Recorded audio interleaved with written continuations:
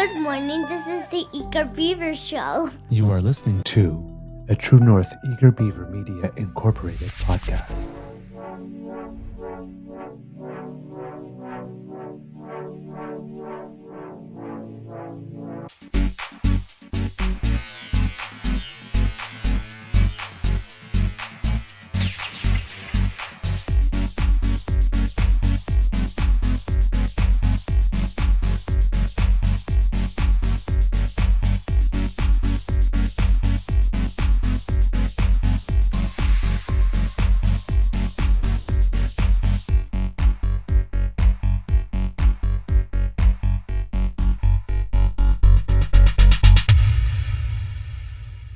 The True North Eager Beaver podcasts are proudly brought to you by our founding sponsors, the Misfit Mysteries from Corvid Moon Publishing, your source for science fiction, fantasy, and cozy mysteries featuring a broad diversity of characters, CanadianTarot.com, your uniquely Canadian online eclectic tarot community, and the Peppermaster, hot pepper sauces made from farm-fresh ingredients to thrill your taste buds and expand your mind.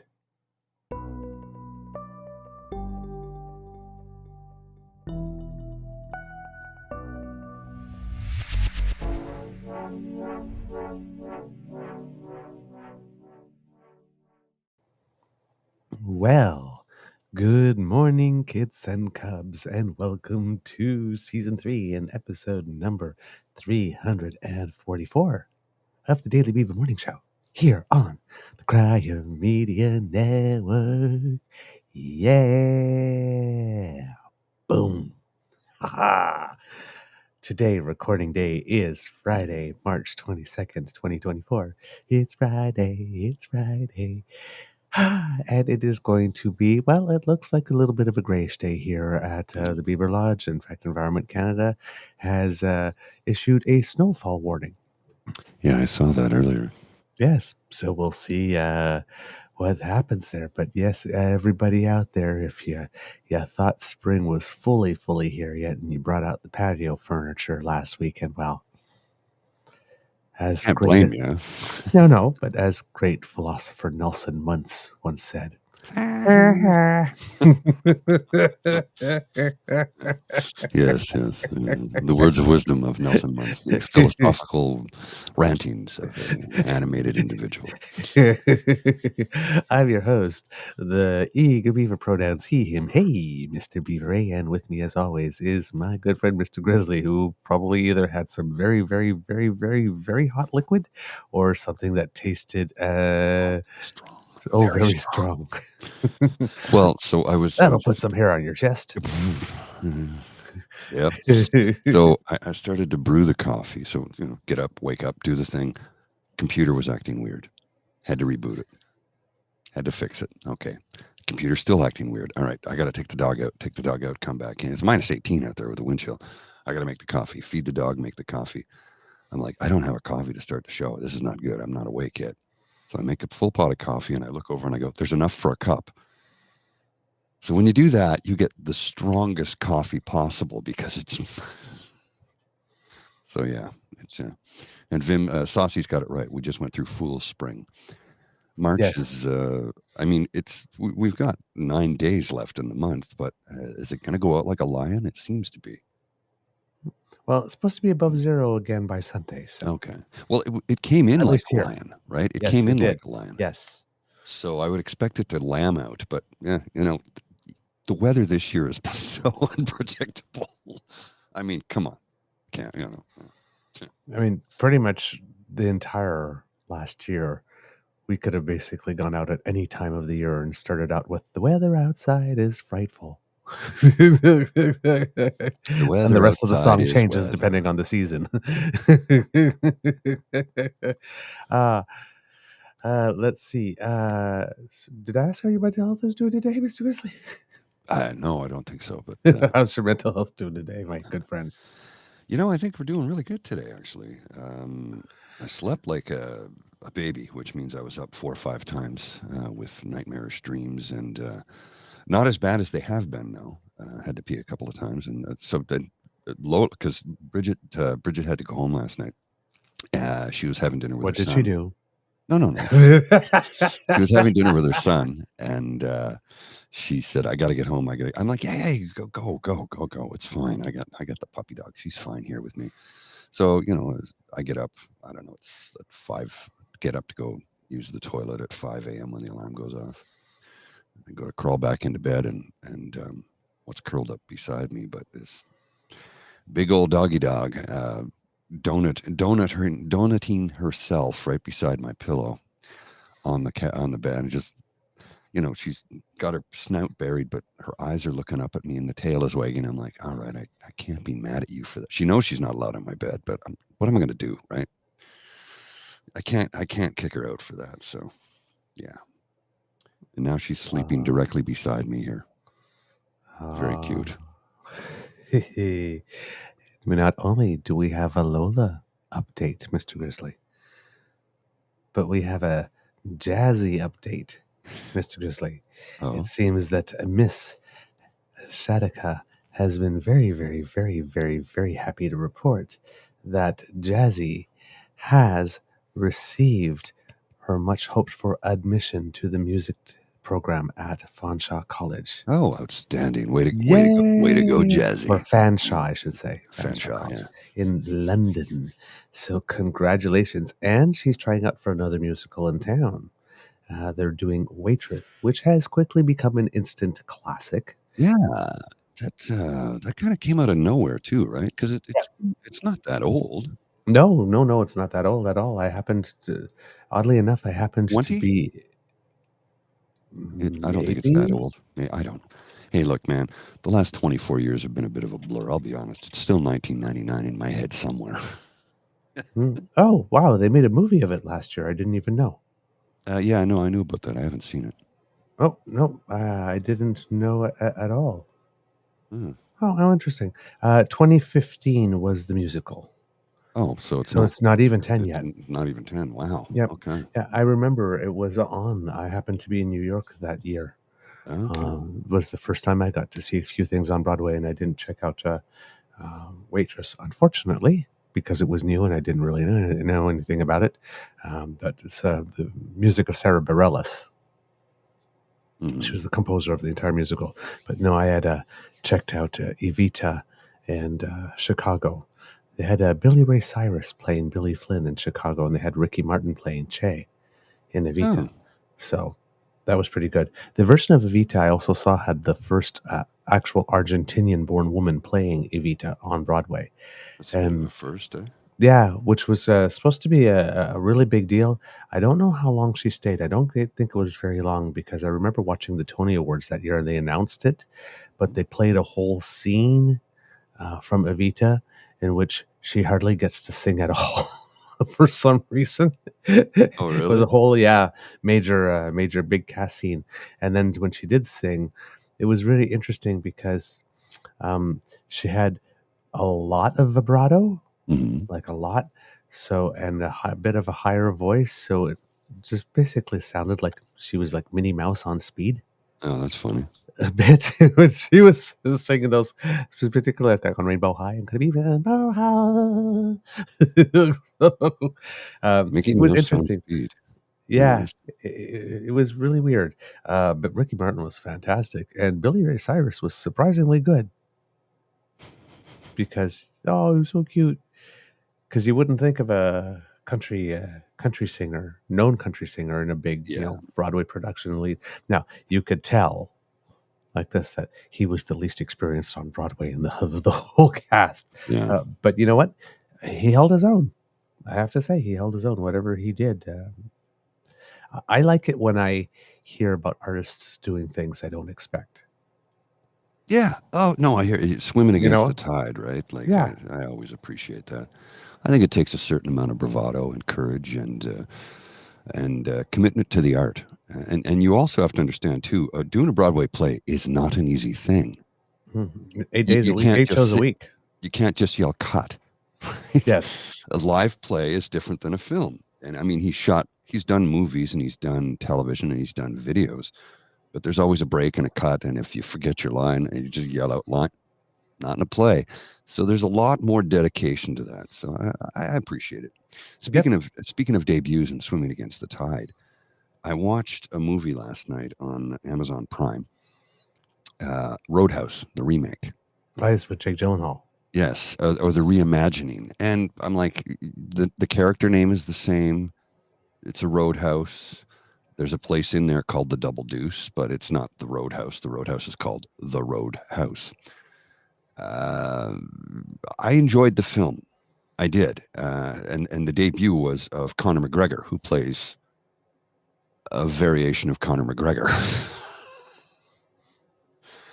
But it was a Doug Liman film, and Doug Liman is the guy who did Go and Swingers. He also did the first two Bourne films. Okay. He did the what was it, Flight, the one that they crashed in a field in Pennsylvania. Okay. Yes. So Doug Liman, great filmmaker, and look, if you do not like hand-to-hand combat and blood and guts and gore, do not watch the film. It is extremely violent. It's supposed to be. That's the point of the film. It's a lot more believable and realistic story than the original. The original was just, complete fantasy fiction, which was enjoyable. I still watch that film from time to time because, But this one, you're taking an actual MMA world champion, and he's put on some more muscle for this film. He's not a big guy. He's like 5'8", I think. Mm-hmm. He could certainly kick my ass because, and he does have sledgehammer fists, and he's got an iron skull. But Jake Gyllenhaal got shredded for this film. Shredded. I don't know what his workout and diet routine was, but this guy is ripped. Full points to him to put the effort in. He probably trained for 6 months to a year for this role, and I'm not joking. Now, that would have been a full-time training. He would have had a professional trainer, professional dietitian, nutritionist, all of that. Just like Simu Liu when he did his action movie for Marvel. He said, exactly. And the other guy, I forgot his name now. Ryan Reynolds said the same thing. No, he's not Indian. He's from Pakistan, actually. Pakistan, sorry, yes. And he got shredded for his Marvel role. And he got shredded. I can see his face. I can roll. Kumail Nanjiani. Kumail. I knew Kumail Nanjiani. Kumail Nanjiani. Yeah. Thank you. Wow, I feel bad forgetting his name because I love his work. I think he's a great actor and he's a great comedian. Yeah. He's super funny. I love him. Oh my God, he's hilarious. Have you seen Stuber? No. It's him and Dave Bautista, and he's an Uber driver. Kumail's an Uber driver. Oh my. Okay. Yeah, it's good. It's a funny film. All right. He's like, "What can I interest you in some water or some Canadian chocolate?" He has Coffee Crisp. Canadian chocolate, Coffee Crisp. Love it. Sorry, I was a little on a bit of a rant there. Sorry. It's Friday morning. I've got lots of energy. I got lots of time. Sleeping dog beside me. It's cold outside, but it's warm in here. So yeah. Yeah. Carol, you're right. Zac Efron in Iron Claw. He did the same thing. Zac Efron's always been known for, having abs. Yeah. But he not only has abs in that film, he beefed up. Like he packed on the muscle for that role. I don't know if you've seen any clips of it. It's like, holy shit. Zac Efron's huge.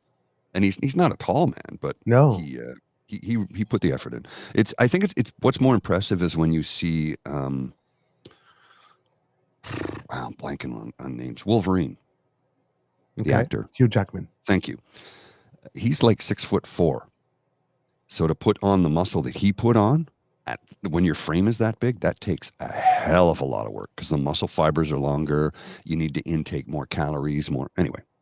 Yeah. I'll get off that topic. And maybe we should do some work here. All right. Hey, I have no problem talking about muscles. Oh, just saying. Woo. Okay. Sorry. While I spray myself off here. Woo. Yes. Well, politics is a whole lot less sexy. Let's just put it that way. But there have been things that have happened. Of course, the big thing, uh, in the headlines, I guess it's the big thing because it's, made to sound big and dramatic and whatnot. But I mean, in reality, it was a nothing burger. But we did have the confidence vote. The second one in 2 days. Now, the first one we had was an actual vote um, to on a motion, conservative presented motion, to not have the carbon tax hike of $15 per ton of CO of carbon emissions Right. Go forward on April 1st, which will raise the price of carbon by 3 cents per cubic meter of gas. Now, when I say cubic meter of gas, that's not the same thing as gasoline. No. Gasoline needs to be treated or whatnot. But basically, 3 cents per 1,000 liters of gas. Apparently, the conservatives are convinced that this is what is going to absolutely break you and make it so that you can't afford food anymore. And somebody had actually suggested, ironically, that the Liberals do vote against it for 1 year. Yes, I did see And that. then when nothing changes, Yeah. to anybody's I saw ability. that, and I thought that was interesting. When nothing changes and people have less money. Yes.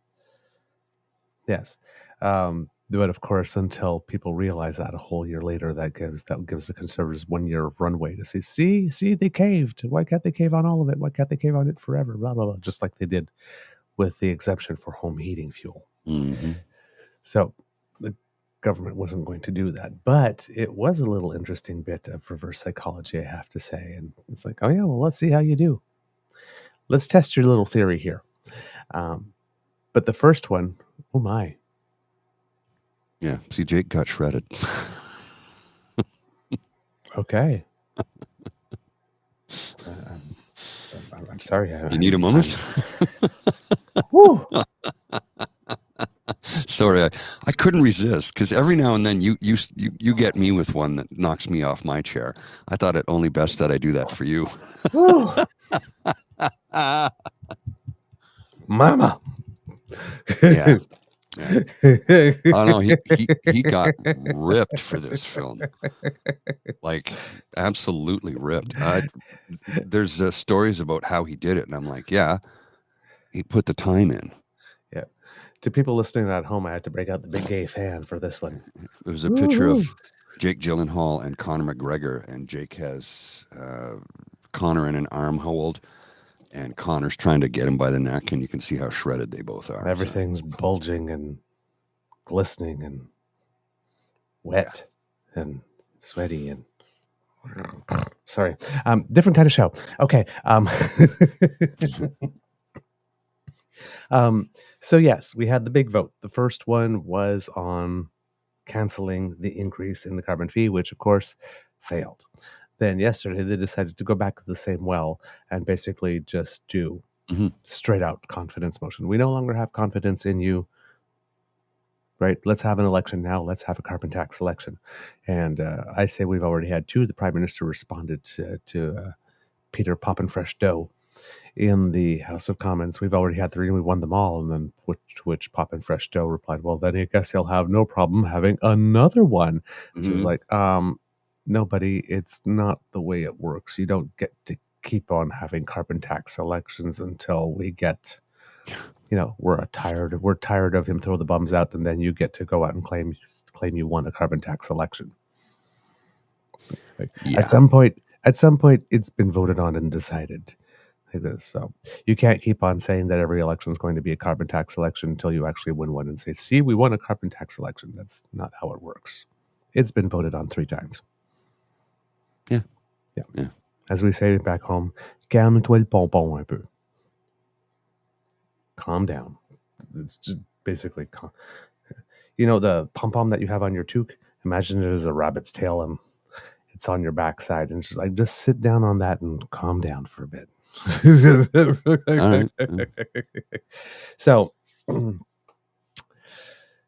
they lost the vote, which has caused a lot of people to also suggest that we maybe need another change in policy, that if you propose a confidence vote and you lose it, you're the one who should resign.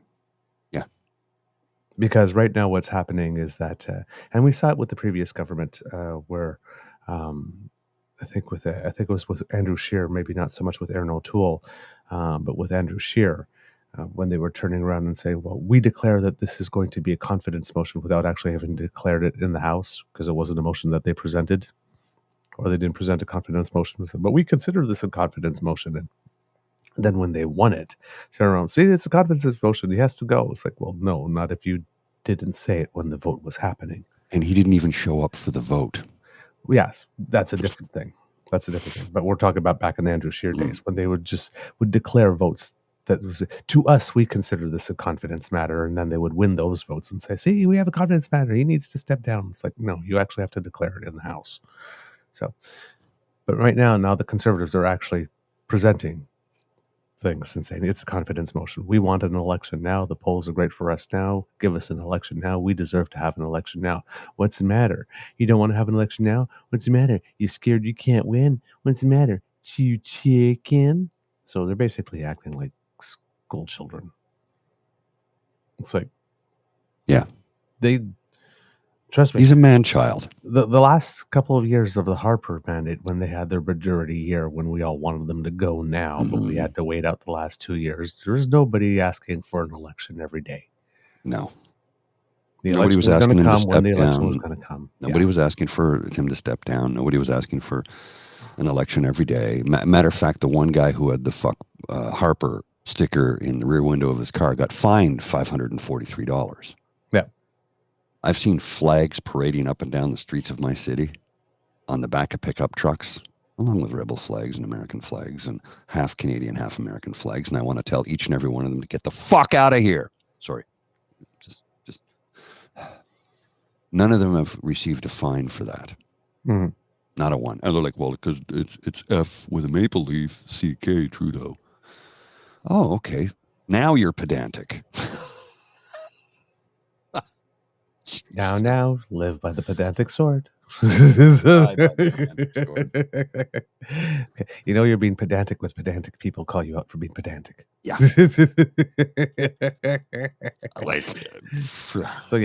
So he straight up lost the vote, and once again he used our tax dollars, all that we pay to operate the House of Commons, and that are supposed to be supposedly spent to run government smoothly, as a PR opportunity. Once again, there's going to be lots of fundraising. There's going to be lots of letters. There's going to be, oh my God, I can't believe this.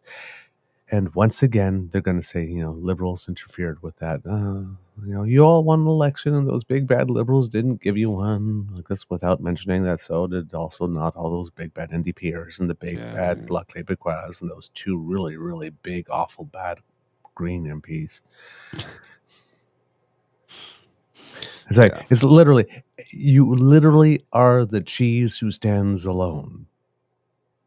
Oh, yeah. But you are going to go out, you're going to go out to all your friends, say, oh my God, they're so mean. They won't give us an election to make it easier for me to win. Because apparently the job of the government these days, according to the Conservatives, is to make it easier for the Conservatives to accede to government. Yeah. It's just... Apparently the job of the government is to actually commit political suicide. Well, according to them. Anyway. According to them. So, It's just so ridiculous. It's absolutely so ridiculous. So, there's a lot of trees that are dying. Mm-hmm. So that we can print stories about this thing that really didn't matter, and it's being trumped up. If you're watching the framing, it's like, oh my God, the liberals survive a confidence motion, the Conservatives or whatever. It's like the headline, really, if we were doing honest headline, Conservatives waste your time and money. Yeah. Very much. They declared a confidence motion and they didn't have the votes in the House to actually win it. Why? They knew they didn't have the votes. It was just a PR stunt. So why? Yeah. You just wasted our money. Now, this, as you just put up there, Mr. Grizzly, was running as counter programming. Well, we can't really say it's running as counter programming, Mhm. but as you mentioned, Mr. Grizzly, sorry, before we do move on, yes, as was the case for Pierre's all night can't stop, won't stop vote-a-thon, Mhm. He didn't show when he up. deprived everybody Yeah. from spending the first day at Hanukkah in their constituencies, even the Jewish MPs, even his own Jewish MPs, while he went out to a lighting ceremony to make sure that he was the only elected representative who, on the evening of the first night of Hanukkah, had a picture of himself with the Jewish community doing something, before, of course, going to a 4-digit fundraiser. Yeah. Well, and had everybody do his voting for him. Well, yesterday, while everybody was voting on a confidence motion that he himself Called for. And couldn't If show up to vote because he had a fundraiser. he decided he was going to a fundraiser, an over $1,700 a plate fundraiser. And remember, he cares about two things, money and power, as evidenced by what he does every damn day. So he once again sent all his minions to do his dirty work for him, Mhm. while he once again went to a big dinner. Tabby G tells us it's $1,725 a plate dinner. Interesting. And basically had everybody vote for him. Now, of course, he remote voted. Yeah. Now, remember again, the Conservative Party of Canada is the party that fought tooth and nail to have that. against remote voting, Mm. particularly during the pandemic. They wanted all the MPs to come to a place where a whole bunch of Conservative MPs, some of whom were not declaring their vaccination status, and some of them that were openly supporting a convoy that wanted to eliminate vaccine mandates, they were saying, hey, all other fellow MPs, come into a little closed room with us where we scream and shout. Yeah. To which everybody said, thank you, but I'd rather not. I would like to think that most of the country, most of the voting populace would see through their duplicitous ways. I would hope. I really do hope that most people can see that. 1 minute he's calling, where are the vaccines? When are you going to get the vaccines? Get the vaccines here. No more vaccines. What? 1 minute you're screaming at us because we don't have them. The next minute you're screaming at us to stop them. And now Pierre Poilievre's platform, if you want to call it that, calls for no vaccine mandates of any type. Bring it home, measles. Bring it home, mumps. Bring it home, rubella. Bring it home, smallpox. This man is an idiot. Actually, no, I shouldn't say that. He's not an idiot. He's a calculated, evil asshole. That he is. He is. He's a lying hate monger. And those are the words of former Prime Minister Kim Campbell. Yes. So there we go. We have it here on Our Commons website. We see that the Honorable is doing a lot of heavy lifting there. Pierre Poilievre sponsored this motion that says that the House declare non-confidence in the Prime Minister and his costly government for increasing the carbon tax 23% on April 1st as part of his plan to quadruple the tax while Canadians cannot afford to eat, heat, and house themselves, and call for the House to be dissolved so Canadians can vote in a carbon tax election. 116 yay, 204 nays, 8 paired votes for a total of 320. The motion is denied. It fails because you are a loser.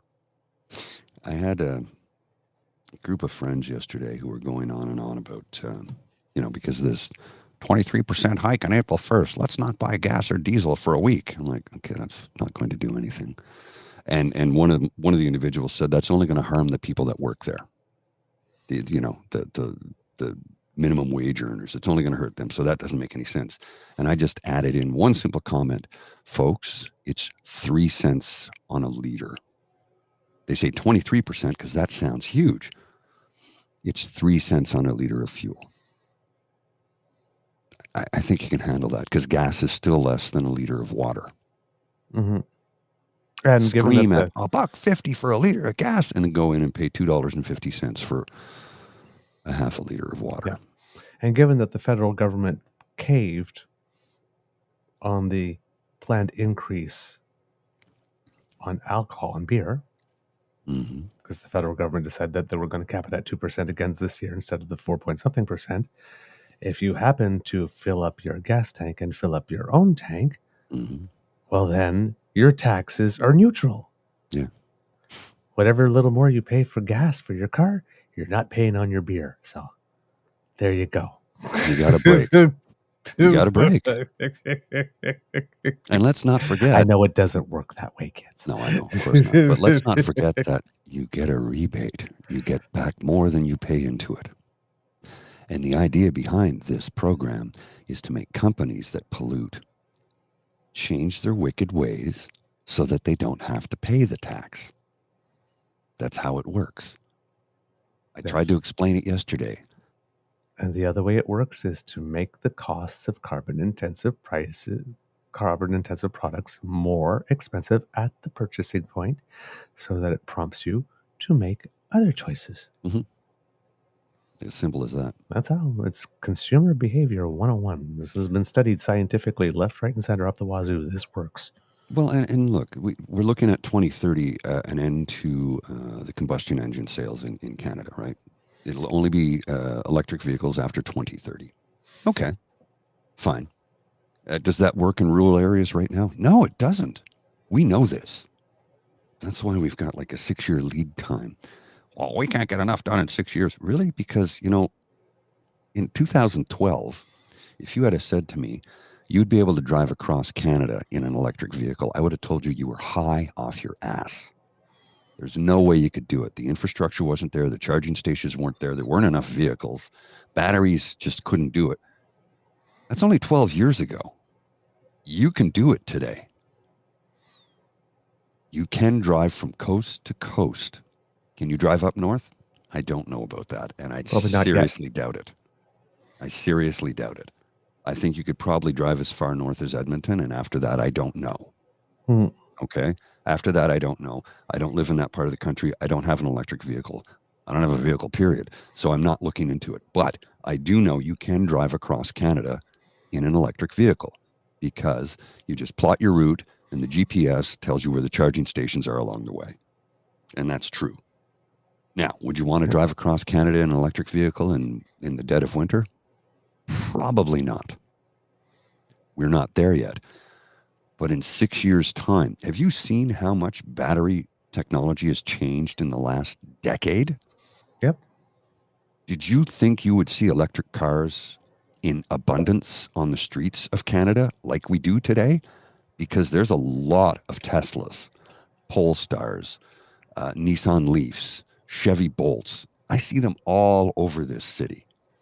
Now, of course, Ottawa is a city that has a very large middle class, right? Because of technology, middle and upper class, and upper middle class, because of the tech sector, the federal government, as the two largest employers. Tech outweighs the federal government, by the way. There's more employees in technology services in Ottawa than there are in the federal government. There's only about 124,000. Sorry about that. Only about 124,000 federal government employees in the city of Ottawa. The next largest employer is the Department of National Defense with civilian employees. Now, technically, it is funded by our tax dollars, but Department of National Defense is not a government wing per se. It operates on a different level. There are different rules. It's different how it operates, but it's still federal government, tech sector, federal government, D&D, and then after that, it's everything else that falls into place in the city of Ottawa. So there are a lot of people here that can afford to purchase an electric vehicle or lease an electric vehicle. I'm not one of them.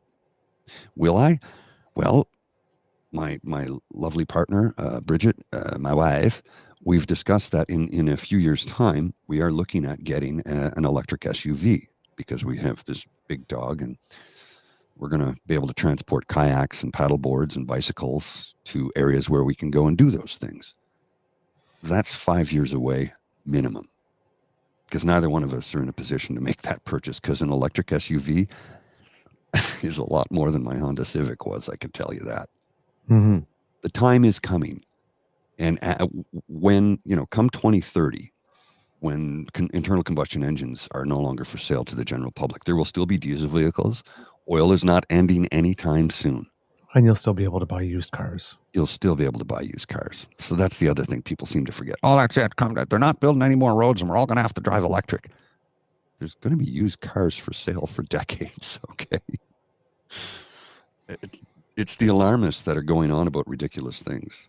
Didn't Michelle Ferrari go on about the roads the other day? No, that was Leslyn Lewis who went crazy about roads the other day. Anyway, I've gone off on a tangent and I've gone off topic, and I apologize for that. My mind wanders, especially on a Friday when I've got time. I'm jazzed up. I got an extra strong cup of coffee, and we should get back to the topic at hand, which was the non-confidence vote. Love it. Well stated. So yes, so the tax will be going up as scheduled. Skippy has lost his vote. He will fundraise big time on this. There will be no consequence to him for having abused of our tax dollars, of our time, and of the parliamentary system in order to stage this stunt, of course. But they're on the record, right? They're on the record, and we're hearing it more and more again. People saying, if you do not have a climate policy, you do not have an economic policy whatsoever. And people are asking more and more to get details on what their climate policy would be, because all they have is another slogan, technology, not taxes. But this is from the same party that has been promising us since 2006 or 2008 or whatnot that carbon capture and storage was going to do it for us. And here we are in 2024. And had we relied on Harper's word about carbon capture and storage 18 years ago, we would have done absolutely nothing all this time. So we did need to do something, and something was done. And this is what's really interesting, is that this vote for Pierre Poilievre, this motion came on the same day that the Canadian Climate Institute released an independent analysis that basically assesses the federal government's climate policies and are they able to significantly reduce Canada's emissions. Now, this report has concluded that despite the government facing increasing political pressure to halt a planned increase to its consumer carbon tax, it shows that industrial carbon pricing has 3 times the impact on greenhouse gas emissions as the consumer tax. The report found that carbon pricing, both the consumer and industrial versions together, is projected to reduce emissions by as much as 50% by 2030. So when the conservatives are telling you technology, not taxes, they need to be telling you specifically what suite of technology do they believe is already ready, deployable, and can be put in place by everybody who will need to put it in place in order to achieve 50% reductions by 2030, because that's what we're doing now with carbon pricing. The consumer one that we have and the industrial one that we don't pay specifically at price point. No, these things get embedded into the price. I get all of that, but the federal backstop that applies to us as consumers and the ones that applies to the larger industrial emitters, when you put them together, that counts for 50% of reductions by 2030. If we just keep doing what we're doing, if we just keep doing what we've planned, they've got to be able to tell you what they have that can replace that. Because the technology needs to exist now. We need to be able to put it in place now, and we're probably going to need some government subsidies of some kind to get everybody to put them in place now for them to do what needs to be done within 6 years. Yeah. Here's a great comment from PNC Bio. It's as though carbon pricing is meant to change behavior through pricing. Where's the uproar on cigarette taxes? Mm-hmm. Right? Mm-hmm. Using the tax system to influence behavior. That's why you get incentives when you buy an electric vehicle. Yeah. We're using the tax system to change behavior. That's why Harper tried the boutique tax credit, which the conservatives want to try and bring back again or something like that for, health and fitness for your kids. Mm-hmm. They were hoping that by giving you a little tax credit that more people would register their kids into sports to help with obesity. Of course, it didn't, because was basically the amount wasn't enough, It was negligible. and you had to pay everything up front. So if you didn't have the money to send your kid in the first place, you weren't couldn't sending benefit your from the kid at all. tax. Yeah. Exactly. So it was basically a boutique tax cut to the middle to upper class, which was his core demographic. It's just a way of funneling some money their way. And then, of course, when you hear somebody say, "But I can't afford to do it up front," well, then you shouldn't have had kids. From the same crowd that is anti-abortion and anti-contraception. Yeah. What the? Yeah. So you were skipping on the record, man. Yeah. So the Canada Climate Institute's report says that industrial carbon pricing is projected to contribute between 23 and 39%, or 53 to 93 megatons, of avoided emissions from all policies implemented to date. The report says the consumer carbon price accounts for between 8 and 9%, or 9 to 22 megatons of projected emissions reductions. In other words, the industrial carbon price is driving 3 times the emissions reductions attributed to the consumer carbon price. Executive Vice President of the Canadian Climate Institute, Dale Bugen, said, quote, "Unambiguously, the policies that are in place are working and have been working, and industrial carbon pricing is leading the way. It is by far the biggest contributor to emissions reductions." And this CBC article here, Mr. Grizzly, has a bit of a graph showing Canadians what things contribute. I'm going to raise this a little bit because the bar's in the way. But right here, so large emitter trading systems, as you can see, it's one of the big chunks. Oil and gas emissions cap. This is the thing that Daniel Smith is fighting tooth and nail against. Methane regulations. So those are the 3 that contribute the most. And then, well, there's some fuel charges, waste methane capture, which is very, very, very small sliver, clean fuel regulations, investment tax credits, and zero emission vehicle standards. So when you add all of these together, that's where the report that we saw earlier in the year stating that Canada, if all their planned projects go through, would be able to meet the targets that they set, because for the last 2 years, that committee kept on issuing reports saying that we're not there yet. And the federal government kept on saying, hold on, not everything that we have planned has been announced yet, not everything's in place. But when it does, it will. A lot of people said, no, it won't. And then last year, or earlier this year, or late last year, for the first time, we had one of those reports that said, you know what? We actually might be on the right track here. Funny that, eh? So, wow. You can't do it all at once. You had to do it piece by piece in little pieces, and you had to do it in a smart way. And it seems that this federal government has done it. And as we mentioned last Friday, when we had Keith Stewart on the show, I asked him objectively, because he's with Greenpeace, right? It's like, are we actually doing better under this current government? And while Greenpeace is not going to say that we're doing perfect, because far from it, he did, and it didn't take him long to say it either. It's not like he was torn about it.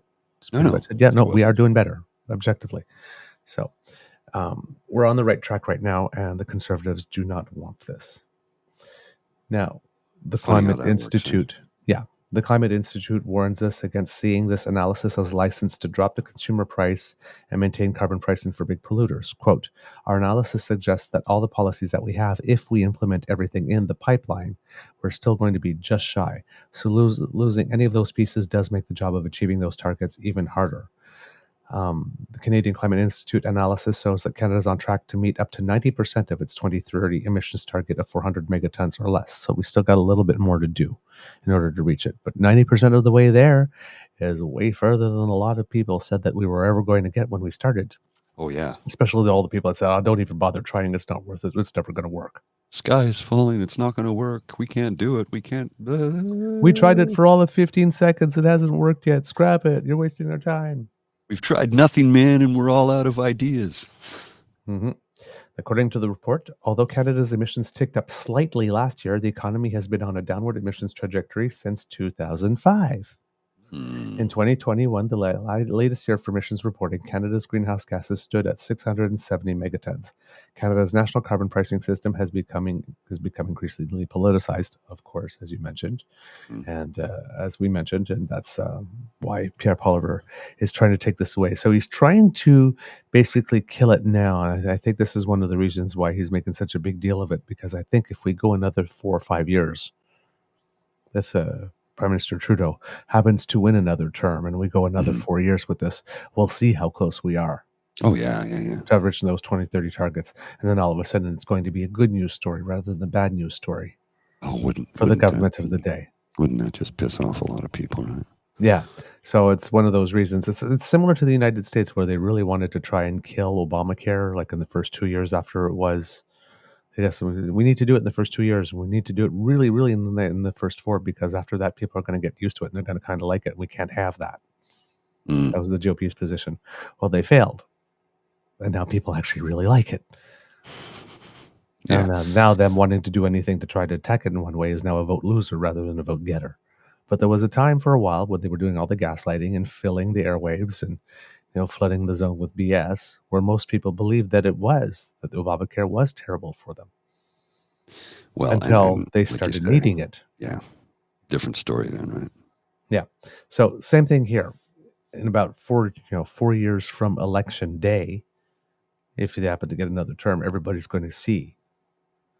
We're going to have all these groovy graphics showing how we've really started to bend the curve and we're getting close to that target and whatnot. And everybody's going to be turning around. And the narrative on that's going to be going, see when we all pulled together, we did it for acid rain. We did it for repairing the ozone layer. And we're going to do it for GHG reductions. Who's with me? Yay. But right now we're on that tipping point curve where we can go one way or the other. Mm-hmm. And the absolutely. Conservatives are doing everything to push us the wrong way. Of course they are. So it is working. It is working. Yeah, you got Carol De Lorenzi here, Kit Carroll, saying, someone said the Liberals are oddly confident. To me, they've got an ace waiting for it now. And that's the other way as well, where people were saying, well, if the Conservatives have it in the bag, why do they want an election right now? What's the thing? What is it that they know about themselves that they don't want coming out over the next few years? And, well, one of those things might have to do, well, there's two things going on, actually. The first thing is that, remember that Trans Mountain pipeline? Remember that pipeline to Tidewater that Alberta and Saskatchewan told us was absolutely vital, and that Stephen Harper told us was absolutely vital. So vital that we had to gut environmental legislation left, right, and center, including the Waterways Act, to make it so that he could build that pipeline that he did not get 1 inch built in 10 years. And then we had the current prime minister, who, as he mentioned on Ryan Jesperson, took a couple of punches right in the teeth for having supported bringing a pipeline to Tidewater, because this prime minister, who's governing for all Canadians, not just certain factors, realized that if we are going to be pumping oil out for the next 20 to 30 years, at least, it's probably a good idea for us to get the best price possible for it. Only makes sense. And to do that, we're going to need a pipeline to Tidewater.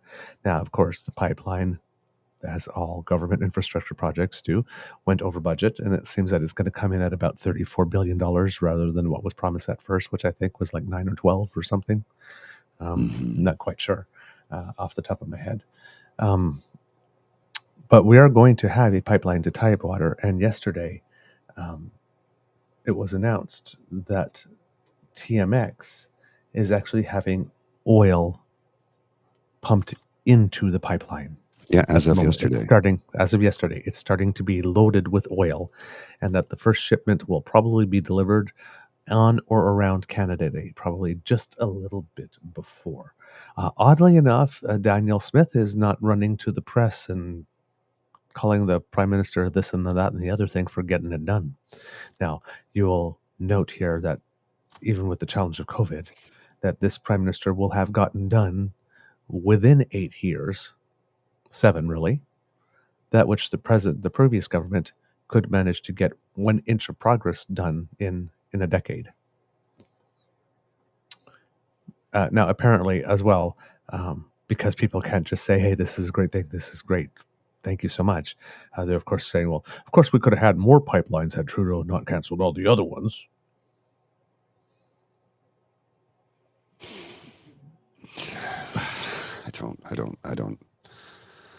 I just don't. They I just can't be grateful, can you? You can't. just can't Yeah. be grateful, can you?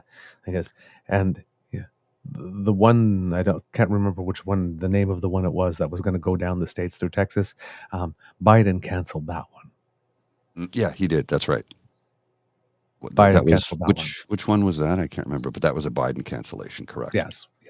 We had Energy East, which basically Quebec said, not over our territory. Thank Not you very happening. much. That's not happening. Like this, and then I think Line 9, is it? Was it called or I something? think it was Line 9, but there was another name for it. I just can't remember what the heck it was. Yeah, I can't remember which one it was.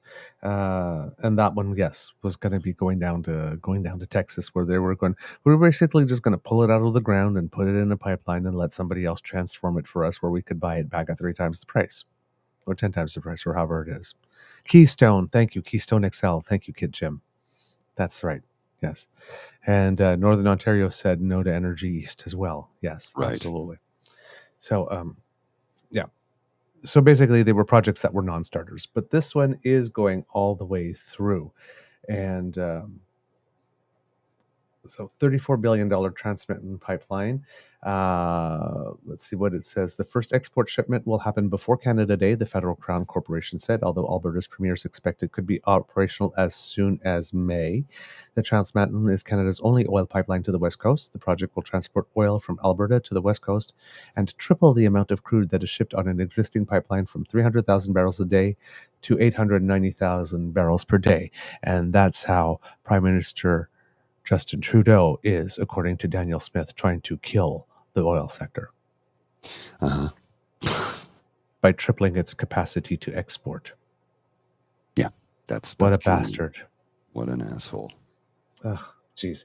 Canadian oil prices are expected to increase once the new project is completed. So oil prices, and what they mean is the amount of money we get for our oil here. Court challenges, regulatory hurdles, multiple protests, and constant delays are all part of the history of the project, which began more than a decade ago. Then there's the cost. There we go. The estimated original price tag was $7.4 billion. Today, expenses are $34 billion. And as the Prime Minister mentioned, there is a plan to sell it to a consortium, probably, that will include Indigenous groups. And yes, we will not be able to sell it for cost or for a profit, because as the Prime Minister mentioned on Ryan Jesperson's show, his goal was not to make a profit on it. His goal was to make sure that there was an avenue for which we as a nation can get maximum price for our oil. Right. There you go. And given that it's such a large asset, the government should not be holding the asset, but the government did use the special powers that it has, because there are certain things that only governments can do. Because, for example, the government can go to a bank and say, you know what, the lifespan of our country is probably going to be more than 82 years, which is the lifespan of an average human. So you can give me a $34 billion loan that we could pay back over 100 years instead of over 20. That's reasonable. So we're going to use our power as a government, because there are certain things that only government can do, and we're going to put it to the use of the nation on a large capital infrastructure project such as this. Reasonable. So, yes, it's going to be loaded with oil. It's ready to go. No premiers are really upset about it.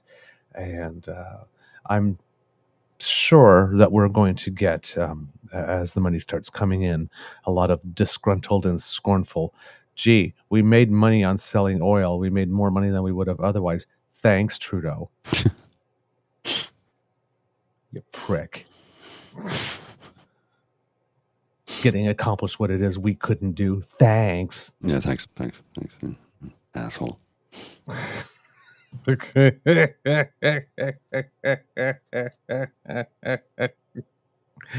Our Lady of the Perpetually Dissatisfied. So, yes, and of course, oil production right now in Canada has never been higher.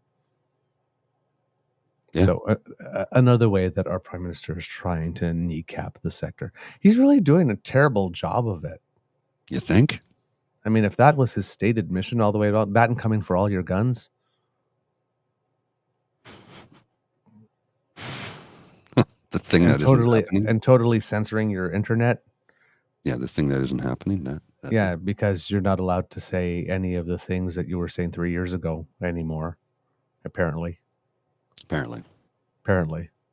I still see plenty of it, though. So I don't know exactly what happened to that. I was looking for, if it was true, I was looking forward for a little piece on my timeline. But yeah, that did not happen. Oh, well.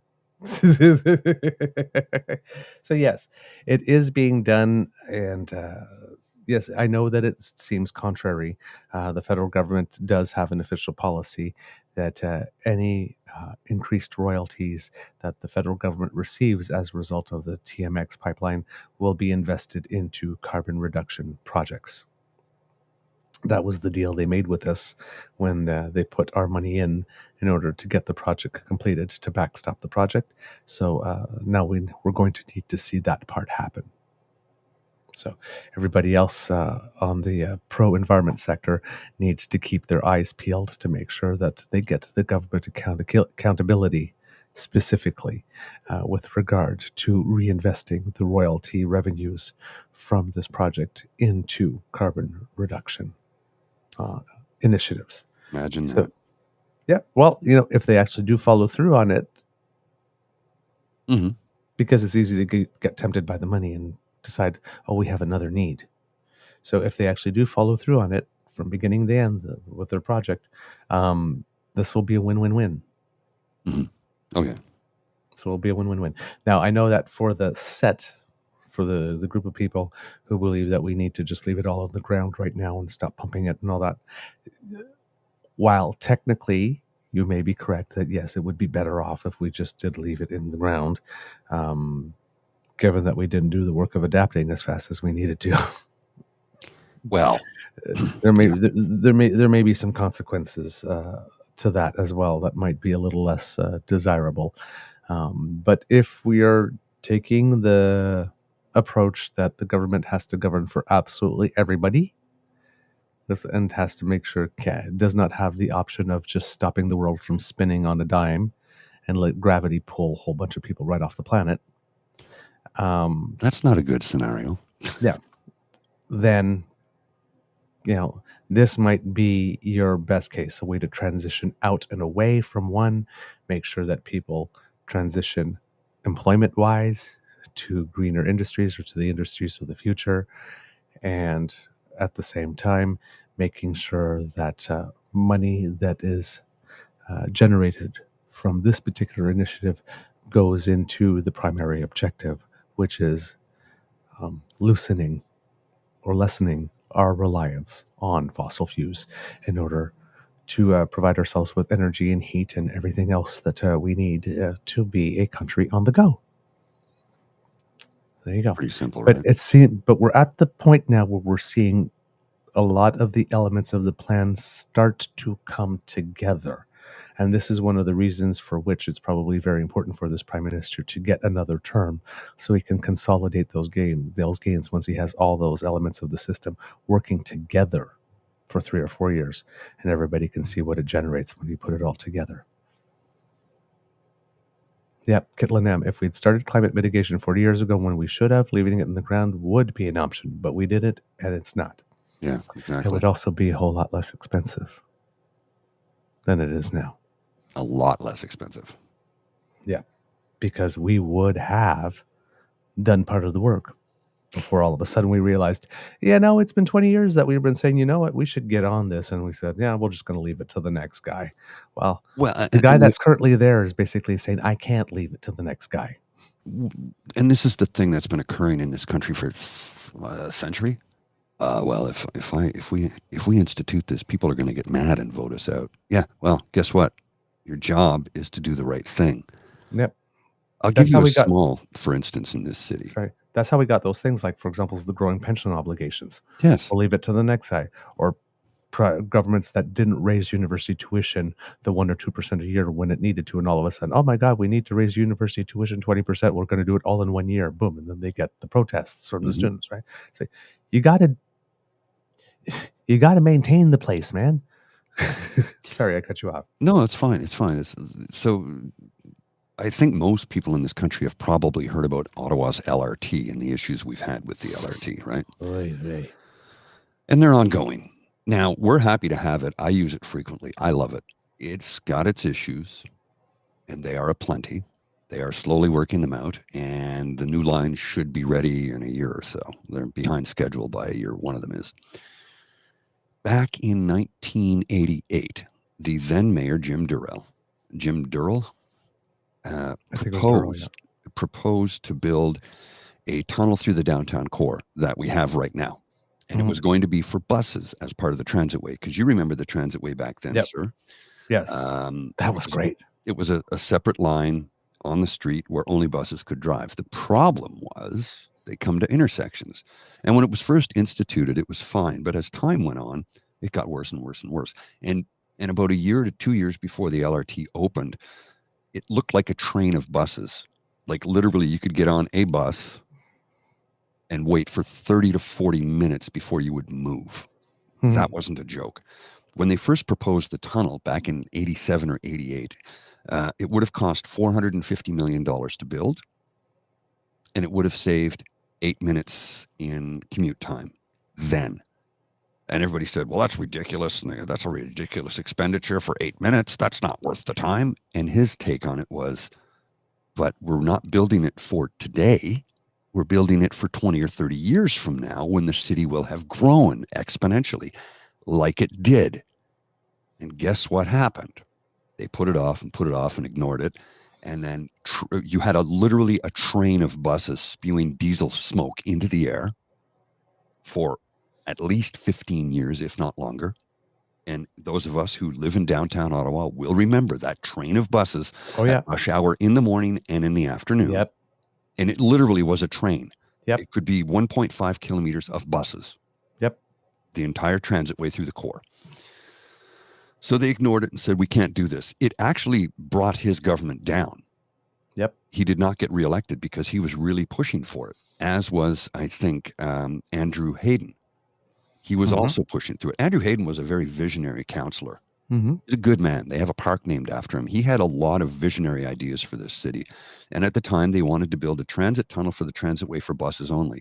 And that would have been fine. And it would have been good. And they said, look, we could even put rails down in the future. We'll build it so it can handle light rail if we need to. But they ignored it and said $450 million. Well, $3 billion later. Yep. And we're still having problems with it.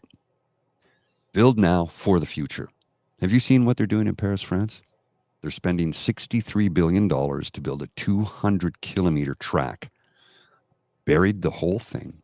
It encircles all of Paris. It's called the Paris Express.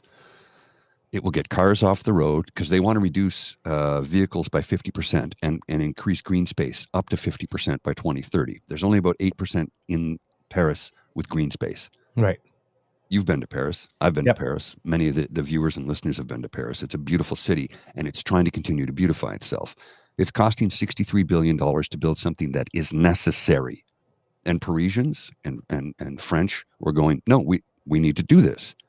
You will never recover the investment on a subway or a public infrastructure of a transit system. It's never going to be recovered. But it doesn't matter. You build it because it's the right thing to do for the future, for the planet, for the next several generations. You're never going to make money on it. It's not supposed to be a money maker. It's not a for-profit venture. It's not supposed to be. No city that has ever built a public infrastructure transit system anywhere in the world regrets it, knowing that they lost money. Well, Ottawa might be a different case in that instance, but most international cities do not regret it. Because it's necessary. It's necessary to move people. It's necessary for the public. It's necessary for the planet. And it can be done if you have people who are willing to put their neck out there and say, you know what? I will not get reelected if I do this, but I don't care. I didn't get elected to make this my career. I got elected to make a difference. I got into office to make a difference for myself, for my neighbors, for my community, for the future, for my children and grandchildren and great-grandchildren. Now, I don't personally have any of them myself, but I'm still going to do things for those folks that aren't mine. That is why you get into public office, to serve the public for the greater good, not to make it a career like Pierre Poilievre has. Yep. That's exactly it. Salvo. What? I fired a salvo. He does not believe in the public good. He believes in his wallet. That's it. Yeah, pretty much He it. said himself when he first got into politics, it should not be a lifelong career. It should be 4 to 8 years and then out. 20 You're years 12 later. years. You're 12 years past your due date, Pierre. Time for you to go. 20 ans plus tard. Honor your own words, you spineless jellyfish. Honor your own damn words and leave. It's funny that you mentioned spineless jellyfish because I'm thinking of the SpongeBob thing. It's like 20 years later. Yes, exactly. Exactly. So, the first thing Pierre does not have going on his side is the fact that the Trans Mountain Pipeline is being filled with oil and will be delivering oil. Yeah, it did start yesterday, correct? Yeah, well, yeah, exactly. And we'll be delivering oil before July 1st because, that's not good for conservatives to have a liberal succeed where the conservatives failed spectacularly. And it's not like we all didn't see it happen. The other thing, however, is remember that thing that I mentioned a while ago about Pierre Poilievre and lobbyists? Oh, yes. He says he doesn't like them. He considered them useless. And then, according to Breach Media, we found out that nearly half of the Conservatives' new governing body were lobbyists for oil, pharma, real estate, and anti-union companies, according to an investigation by the Breach on September 11th, 2023. I mentioned this last week and said I wanted to read it into the record, and I will here. Please. Because it leads up to something else here. So this was written by someone named Martin Lukacs. Lobbyists for major oil, pharmaceutical, real estate, and anti-union companies were elected to nearly half of the seats on the Conservative Party's top governing body at its convention in Quebec City. Those elected don't exactly represent the interests of, quote, common people, whom Conservative leader Pierre Poilievre has said he's championing in speeches and ads rolled out in the past months. In a keynote address on Friday, Poilievre evoked the life of a single mother on minimum wage and the struggles of a farmer, electrician, and young couple feeling like, quote, strangers in their own country. That was the speech where he talked about the paycheck in one hand and the cold beverage in the other while you're sitting on your porch with the flag gently waving in the wind. And well, I think you're saying, we are paycheck home. in one hand, because when he reiterated it recently, he just said, he didn't say paycheck in a hand. Yeah, just only the drink this time. Yes. So he basically stole your paycheck. Yeah, he stole your paycheck. In his speech. Just saying. Oh, somebody's going to get mad at that. He axed your paycheck. Yeah, he axed your check. But despite his extensive efforts to rebrand the party as a defender of ordinary people, the lobbyists now on the National Council are a reflection of the Conservatives' powerful traditional corporate backers. They include Amber Ruddy, a lobbyist for oil companies like Tourmaline Oil Corporation and Husky, several pharmaceutical giants including GlaxoSmithKline and Merit, the Construction Association, which pushes governments to pass anti-union policies. Ruddy has also been registered to lobby for the Canadian Federation of Independent Business, the country's loudest opponent of wage increases for workers, and a pretty much useless organization, to be totally honest here. Right up there with the Canadian Taxpayers Federation. I don't actually know exactly who they represent and who's a member. They're not particularly forthcoming on it. No, goodness, no. Well, at least the Canadian Taxpayers Federation. I don't know if anybody's asked the Canadian Federation of Business to ask who their sponsors are and all that kind of stuff. She previously worked for the Federation as a director. Another newly elected council member is Heather Feldbush, a former staffer for Alberta's United Conservative Party. According to the Alberta Lobbyist Registry, she has lobbied for oil companies like Enbridge, real estate manager Avenue Commercial, and aviation and real estate investment firm Westerkirk Capital, which is owned by one of the country's richest billionaires, Sherry Bridson. The other three council members currently or previously worked for Capitol Hill Group, a major Canadian firm that lobbies for Amazon, big tech, security, and financial companies, as well as the Canadian Federation of Apartment Associations, the country's largest private housing industry group that has opposed capping rent increases. Many of these same corporations have made record profits in recent years, hiking up prices, driving up inflation, and making life more unaffordable for the, quote, ordinary people that Poilievre has said his party will help. The volunteer-based National Council is the party's highest and most powerful authority on nomination races and other election readiness and governance matters.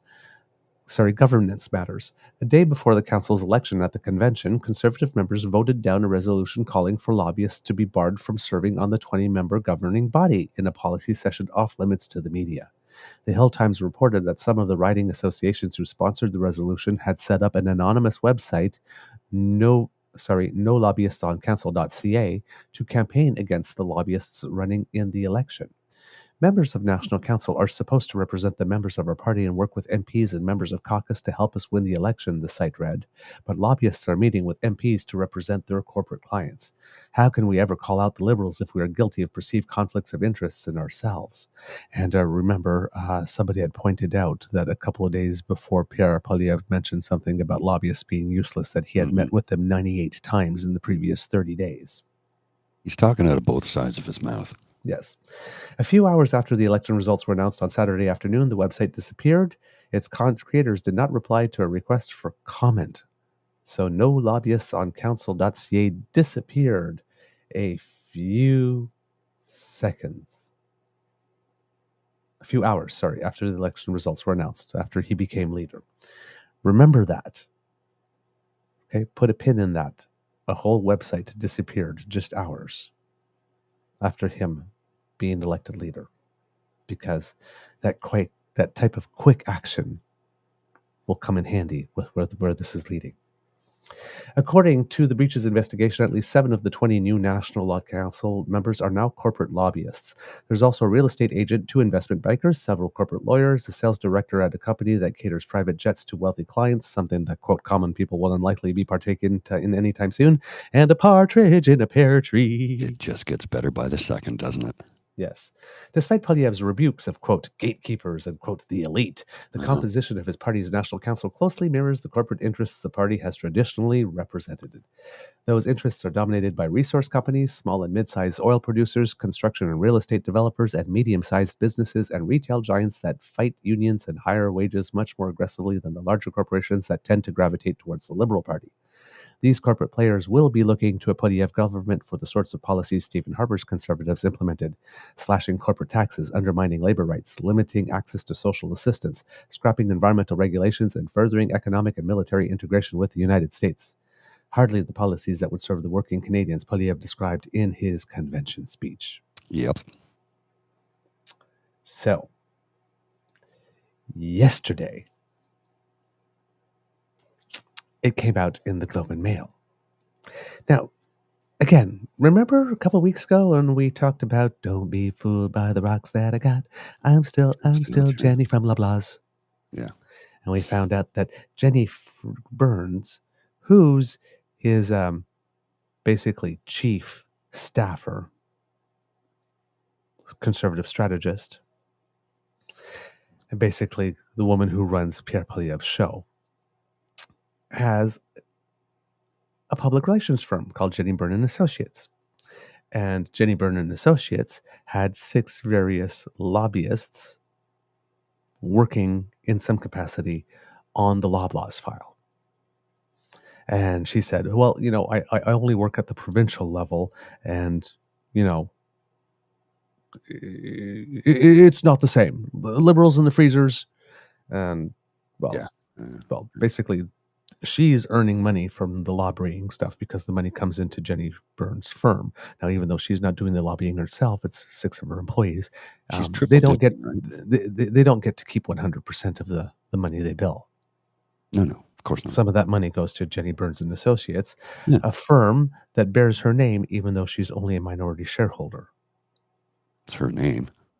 Yeah, well, yes, they're trading on her name. Yeah. It's Jenni Byrne. She won the first majority for a conservative prime minister since Brian Mulroney. Yeah. That's how they're marketing her as. So they're using her name, even though she's a minority shareholder. And they were basically still somewhat affiliated with Loblaws during this entire time that we've been talking about affordability crisis and grocers potentially gouging Canadians and high food inflation. Well, according to the Globe and Mail's Marika Walsh. Now, remember when I said a few hours after Pierre becoming leader, the website disappeared? No lobbyists on council? On the first business day after Pierre Poilievre's election as a conservative leader, the senior staff of a lobbying firm run by his top advisor established a second company housed out of the same office with many of the same staff but dropping the name Jenni Byrne.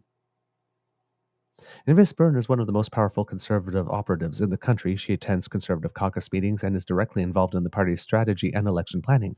She is also CEO and minority shareholder of Jenni Byrne and Associates, a government and public relations firm.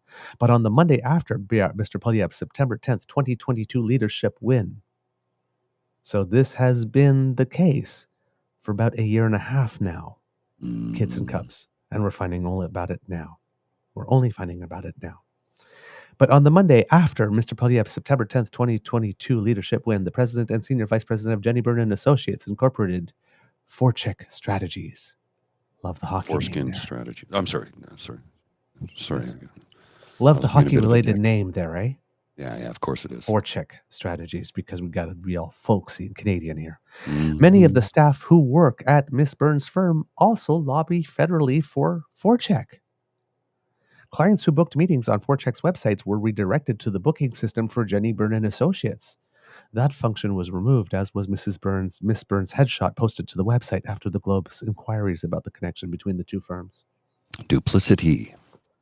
So it wasn't until the Globe and Mail started calling them and saying, what's this Forecheck thing? And why is Jenni Byrne's photo on it? And why is it when we want to book an appointment, it brings us to Jenni Byrne's site, that they turn around and go, oops, we need to fix that. But that's been up for a year and a half now. So we're expected to believe that for a whole year and a half, oh, we had no idea that the reservation system linked to the old company's reservation system, and that we were still using her picture even though we dropped her name. Oopsie, we didn't mean to get caught with our hand in the cookie jar. It's basically what they said. Yeah. You know what face this is, Mr. Grizzly? Yes. Yeah, My unimpressed face. It's like, I know I see you peeing on my leg. Do not tell me it is raining. I see that the pee is yellow. I see that the rain is yellow. Okay. Oh, this is cute. This is cute. Look at this comment from Dayton Spink. Waiting for Pierre to clean sweep this election. Okay, Dayton, let us know how that's going to happen. No, I'm not picking on you. And please, nobody pick on him. This person, don't pick on this person. I want to know how you think that's going to happen. Right.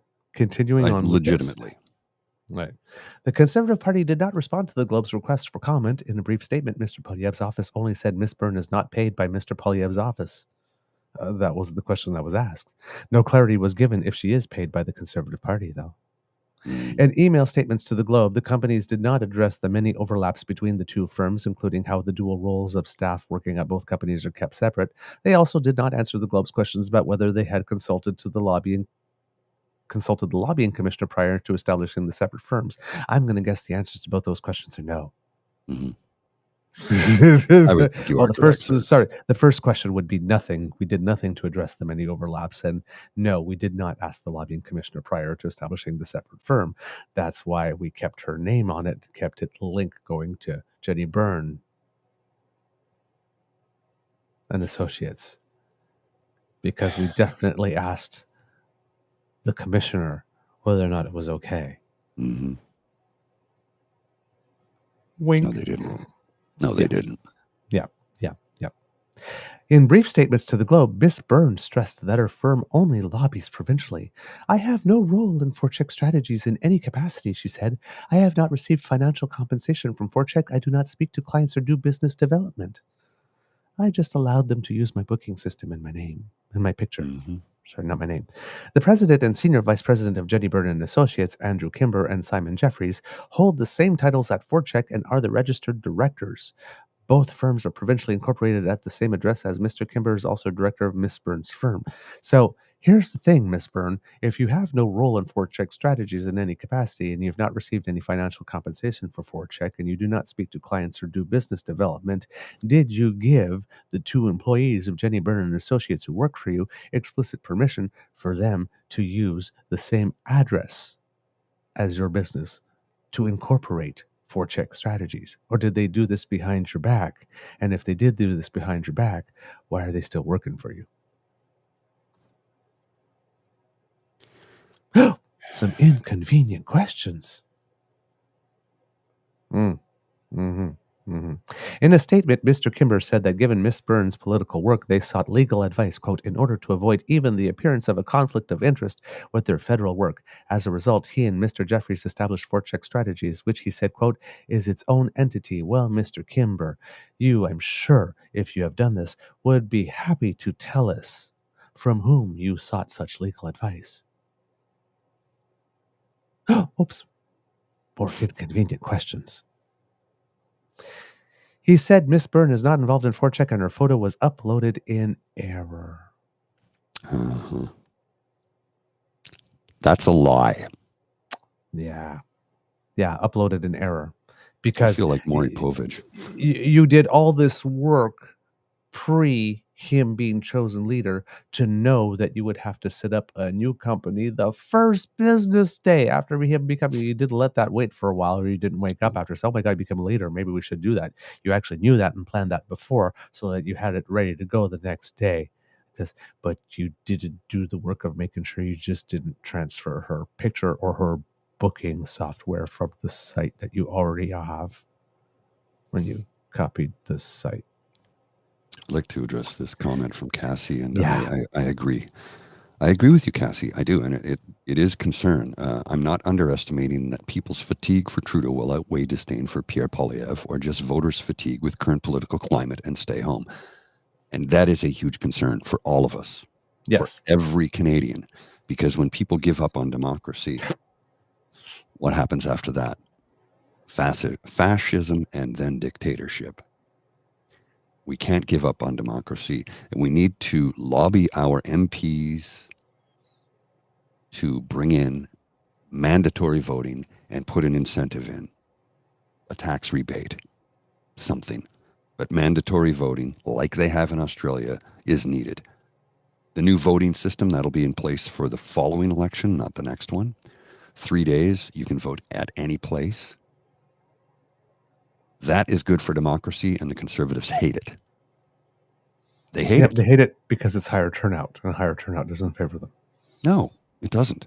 They want to do everything to restrict your ability to get in and cast your right, because it's your right in this country to vote.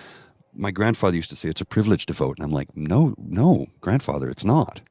In Canada, it's a right, a guaranteed right. Some countries see it as a privilege.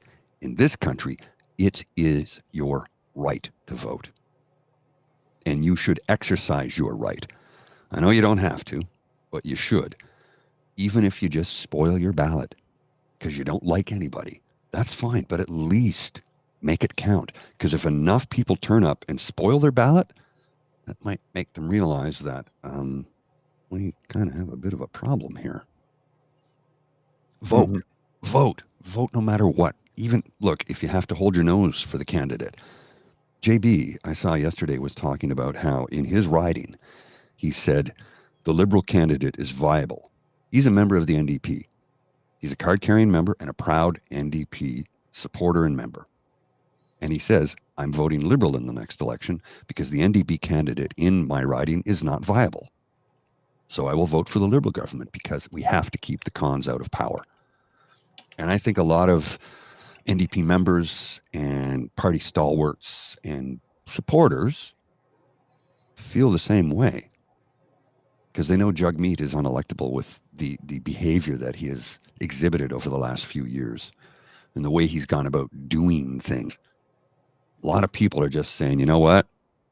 I'm going to hold my nose and vote for the Liberal candidate because the candidate in my riding is unelectable for my party. And we cannot survive under a Conservative government. And remember, they're Conservative in name only. They're really the Reform Party. It's Preston Manning's Reform Party. Tell me I'm wrong. Tell me I'm wrong. Prove to me that I'm wrong. If you can prove to me that I'm wrong, I will accept that. But I know nobody can, because I'm not wrong. And I wouldn't say something if I had any doubt. I need to grab a cup of coffee, sir. I apologize, but I also have to see a man about a horse. So if you could take the reins for a few minutes while I Absolutely do those two things, I'd appreciate that. Thanks. Okay. And it seems that the first two offices for Czech Strategies lobbied after its creation the day after Pierre won the CPC leadership were the office of Melissa Landsman, Member of Parliament, House of Commons, and the office of Ryan Williams, Member of Parliament for Bay Quinte, House of Commons. Both of them were lobbied by Simon Jeffries with regard to having something to do with on the telecommunications file and the company Tech Savvy Solutions Incorporated. So they registered and they got to work immediately lobbying. The first business day after Pierre Poilievre became leader of the party. I don't know, man. But they want us to believe that they are against corporate lobbyists. I don't know, man.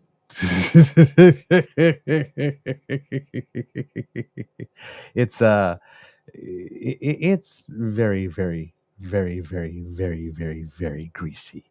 That's all I will say with regard to that. All right, let's see, what else do we have in the news for you today?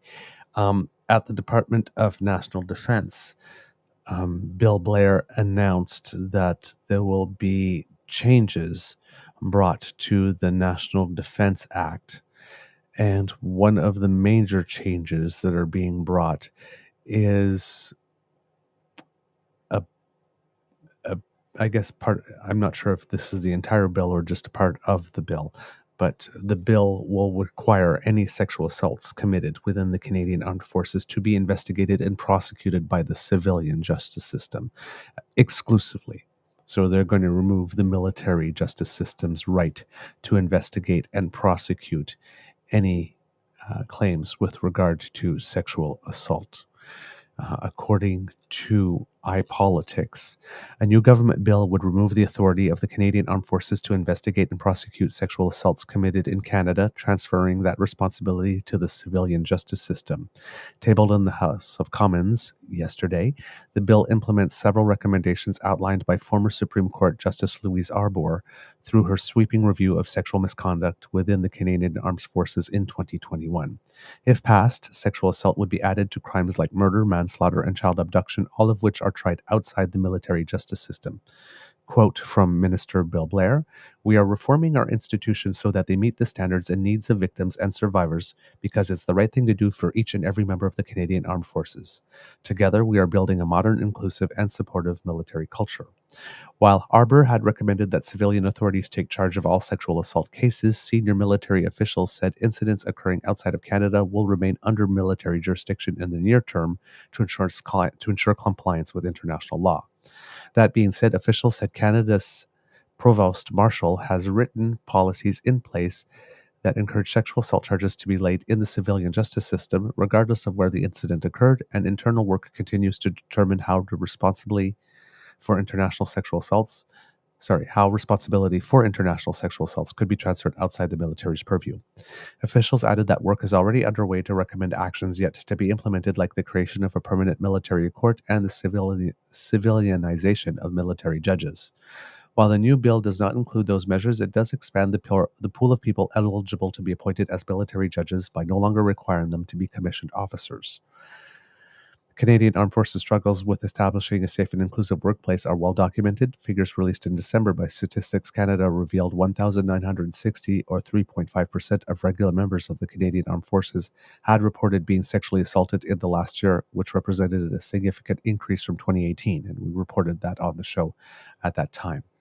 The data also showed more than half of victims did not report the incident, about 64%, while approximately two-thirds, 66%, of those who did not notify someone in authority said they faced negative consequences as a result of their decision, including exclusion, bullying, or retaliation. The bill also makes amendments to the National Defense Act to change how the Provost Marshal, who commands the Canadian Armed Forces Military Police, is appointed. Moving forward, the position, which has been occupied by Brigadier General Simon Trudeau since 2018, I'm not sure if there's any relation to the Trudeau family here, I'm guessing not, I don't would know. be appointed by the Governor General, making him accountable to the Defense Minister. Previously, the Provost Marshal would report to the Vice Chief of Defense Staff. Officials say the change is necessary to insulate the Provost Marshal, whose title would change to Provost Marshal General, from potential influences further up the chain of command. Lindsay Matheson, the NDP's critic for defense, described the bill as, quote, an important step, but said it fell short of a private member's bill she introduced last year. She tabled Bill C-363 in the House last November, which sought to make the Ombudsman for National Defense a completely independent entity that would report directly to Parliament. Quote, those survivors need that independence, fully independent of the government, fully independent of the chain of command. This legislation does a bit of that, but that doesn't necessarily address everything that my bill would have done. Her bill is currently awaiting second reading and currently sits outside the order of precedence, meaning it faces an uphill battle to becoming law. Now, she also sits on the House Defense Committee, and she said that she's eager for the bill to progress through the House so she can introduce amendments to strengthen it. Quote, I hope we can work together in our committee when we get that legislation. I know there are some changes that I'd like to see that really speak to the transparency piece that all survivors have called for. Conservative MP James Mazan, the party's shadow minister for defense, did not respond to iPolitics' request for comment. Gee, it's amazing how these conservatives that have so much to say whenever there's a video camera running somewhere Yeah. have nothing to say when journalists come calling. That being said, Bill Blair said he was very hopeful his bill would be supported by all parties. Quote, I want this legislation passed. We've been working with other parties in the House, and I look forward to working collaboratively with our National Defense Committee. This is the right thing to do for men and women who serve in the Canadian Armed Forces. By the end of the calendar year, military officials said 32 of Justice Arbour's 48 recommendations will be implemented, with the remaining 16 being acted upon before the end of 2025. So there you go. It's big. It is big news, and it's something that needed to be done. I hate to use the word sexy or unsexy talking about this subject in particular because we're talking about sexual assaults.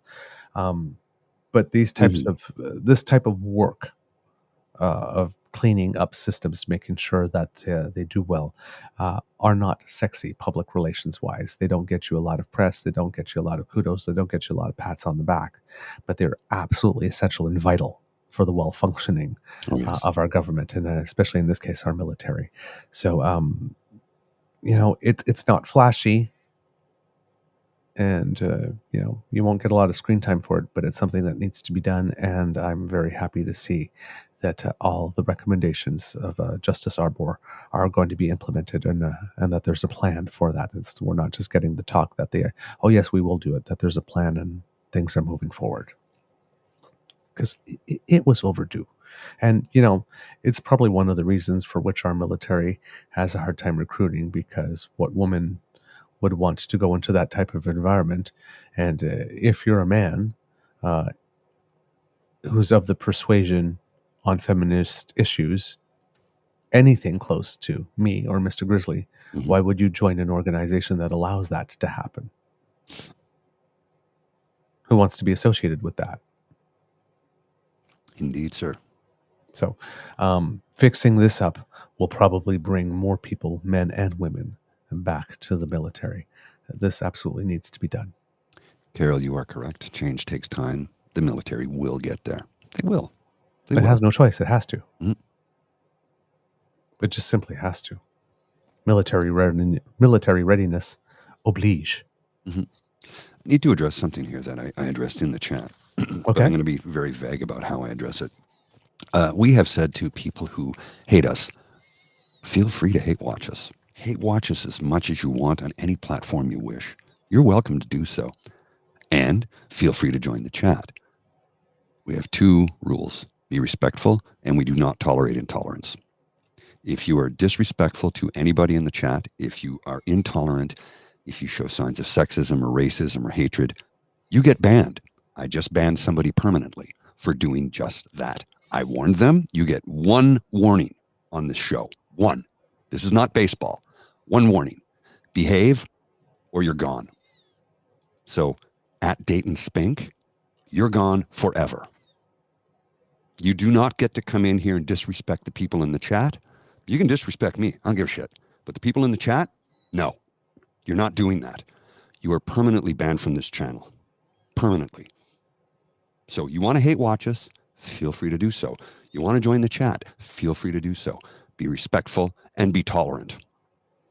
We do not tolerate intolerance, and we demand respect for our members of the kits and cubs in the chat.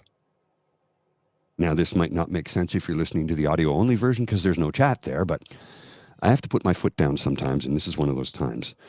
Don't make me go full blue jacket on you, because I can be very yelly when I need to be.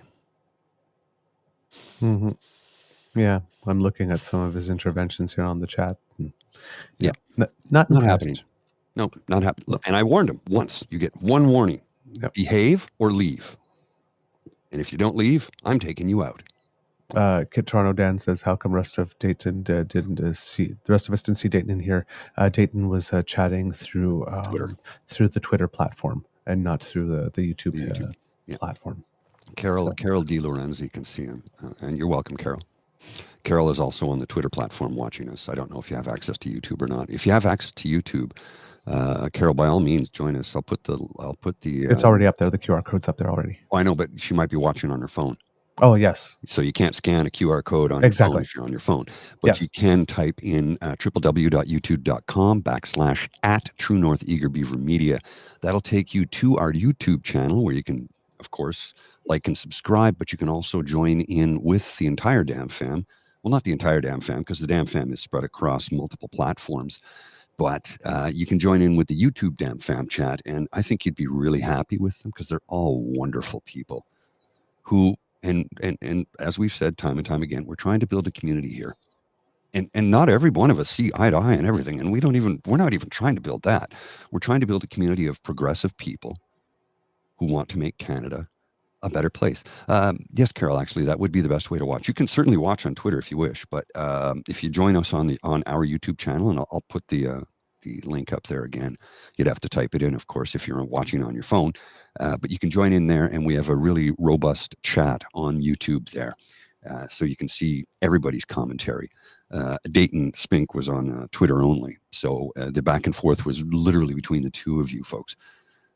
But I can see what he's saying, and I'm not putting up with hatred, intolerance, sexism, racism. No. This is our little corner of the web. And in our little corner of the web, we respect each other. We even respect each other's likes and dislikes. We will be respectful, kind, courteous. We will be tolerant, but we will not tolerate intolerance. And that's my rant for that subject.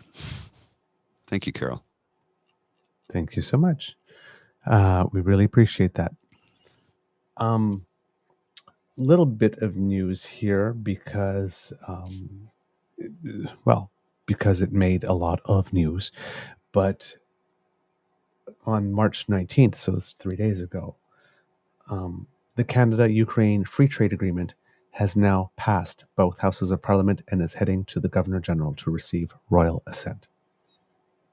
So Bill C-57 would implement the Canada-Ukraine Free Trade Agreement. The purpose of the agreement is to promote the expansion of reciprocal trade and strengthen economic relations between Canada and Ukraine, among other things. I believe if the Conservatives were consistent with all their previous positions, that they voted against Bill C-57 in its final vote on third vote. No one's surprised. Yes, I'm going to our Commons website here to take a look at it, but I don't see the vote thing right now. I'll click on this and maybe third reading. There we go. February 6th. The vote was agreed, of course, as mentioned. And the website is not cooperating with me, so I can't get the yays and nays there. But I will keep looking for that so that I can get to you. But it is passed. So that's something that's very important that you should know. Linda dropping some knowledge on us. Conservative senators voted against the agreement. Again, this is my shock face. my shop face.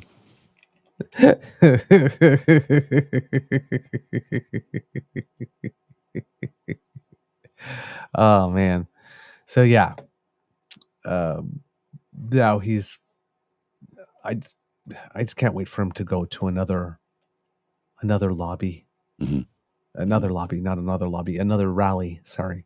Pro-Ukraine rally, and talk about how he's all for it. Can I show you something here? I got to show you something here. You'll like this. This is good. It's cute. I added my own little commentary to it, but I thought I'd show you this because it's they tweeted this out this morning. Why they tweeted this morning? Because it's literally they tweeted it at 8:30 a.m. March 22nd, 2024. So 25 minutes ago, and I responded immediately. So let me just put this on the screen for the folks to see, and I'll read it out for the audio only version. So let me just make it bigger here. The post from at True North Center, True North Media, nothing to do with us. Conservative leader Pierre Poilievre has put Justin Trudeau on notice. Sorry, that's funny. That's funny. Planning a non-confidence motion this week if the Prime Minister doesn't scrap the impending carbon tax hike. Read more. Let's just scroll down to see what some of the comments are. Scrap carbon tax hike or face non-confidence motion, Pierre Poilievre tells Trudeau. He didn't even bother to show up to vote in person. He tried and he failed again. Oh, I want to see what the comment is to me. Oh, it's probably offensive. He already knew how the vote would go. Are you too dumb to realize he forced the shit libs and the rest of the coalition to show Canadians exactly who they are? They voted against Canadian interests and for raising the carbon tax. What should we respond to this person? It's not a coalition. It's not a coalition. He wasted our tax dollars.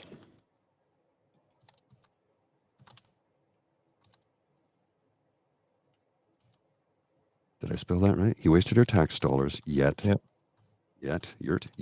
again. This was a poor, expensive PR stunt that failed. That failed. Miserably. There should be an exclamation point, not a greater than symbol. What else should I add to that? It's not a coalition. Oh, should I put it's a supply and confidence agreement? Learn your terms? Yeah, you can do that. You could also say that it's like if the shit libs or the rest of the coalition showed exactly who they are, basically said he showed exactly who he was too. So the vote showed who they were as well. Whoops. The vote showed who the cons are as we get more than we pay. 80% gets more than we put into it. Yeah. Anyway, we shouldn't be wasting time. I know. I'm just having fun with the kits here. So yes, the free trade bill with Ukraine did pass, and I did find it, the vote. It's 214 yays to 116 nays, and only conservatives voted nay. So, I don't know, man. It's this carbon tax obsession that this guy has, that he's willing to sacrifice any other votes and even our standing on the international scene for it. Yeah. Oh, yeah. Again, not impressive, and he's certainly not doing Canada any favors whatsoever. He's not helping our reputation in any way with this, sadly. He just damages us daily, and he doesn't give a damn. Yeah. Now, the other thing that I noticed, because a lot of people have been talking about it, and I've been wanting to mention it all week, but haven't been able to fit it in the show, and since it's a Friday show, we have time. An MP that we all seem to like, and it seems to be rather unanimous, Mr. Sean Fraser, who is now our housing minister, and who's killing it as housing minister, put out a little video earlier this week. I have. Did we show It's a little this over already? 3 minutes. I thought we didn't show this, did we hadn't showed it yet. No, we hadn't Yeah. had time to fit it in. So since we're talking about Pierre having a bad week, this one probably got his week started off on the wrong foot. If you haven't seen this, you're about to see it. Yes, this is about a week old now. It's really good because it hits all points and it's firing on all cylinders. Have a look at this. This is going to be entertaining. Pierre Poilievre pretends to care about helping you find a home. The truth is, he doesn't. Listen to the way he talks about starter homes for young people in this country. A tiny little shack. The woman who lives there defended her house. He called it a shack. A shack. That was a little embarrassing also, because it's not. And here's his perspective on affordable housing. They don't want nationalized government-controlled homes, Mr. Speaker. We don't need a Soviet-style takeover of housing. You know, it's interesting, because as Pierre reminds us constantly, he actually was the housing minister. When I was housing minister, let's talk about when I was housing minister. The fact is, he wasn't very good at it, and I'm not even sure he cared. He only mentioned the word housing once in the House of Commons, and Canada built fewer homes that year than in any year since we formed government. And that's the total number of homes that were built across the entire economy. But when you actually look at what the government got done when Pierre was housing minister, his record's even worse. They supported exactly 0 new apartments across Canada while he was minister. They withdrew from cooperative housing and supported none. And when it comes to affordable housing, Pierre was responsible for a grand total of 6 affordable units across the entire country. Now, these stats aren't a coincidence. They're a direct consequence of decisions that Pierre and his government made to make massive cuts to home building. And now he's promising to make those cuts again. In fact, Pierre has gone so far as to say that governments should get out of the business of home building altogether. And there's some weird stuff in this plan that just doesn't make sense. He wants to create a super bonus that only applies to a few select cities across Canada and has very little money in it, certainly not enough to make a difference. He's proposing to create an entire bureaucracy just to service a snitch line so people can rat out their neighbors if they disagree with their housing policies. We've put billions of dollars on the table to support the construction of hundreds of thousands of affordable housing units for low-income families across the country. And he promises to take that away. We've put new incentives in place to reduce taxes on home builders by removing the GST on the construction of new apartments. Pierre wants to put those taxes back on for hundreds of thousands of middle-class homes across this country.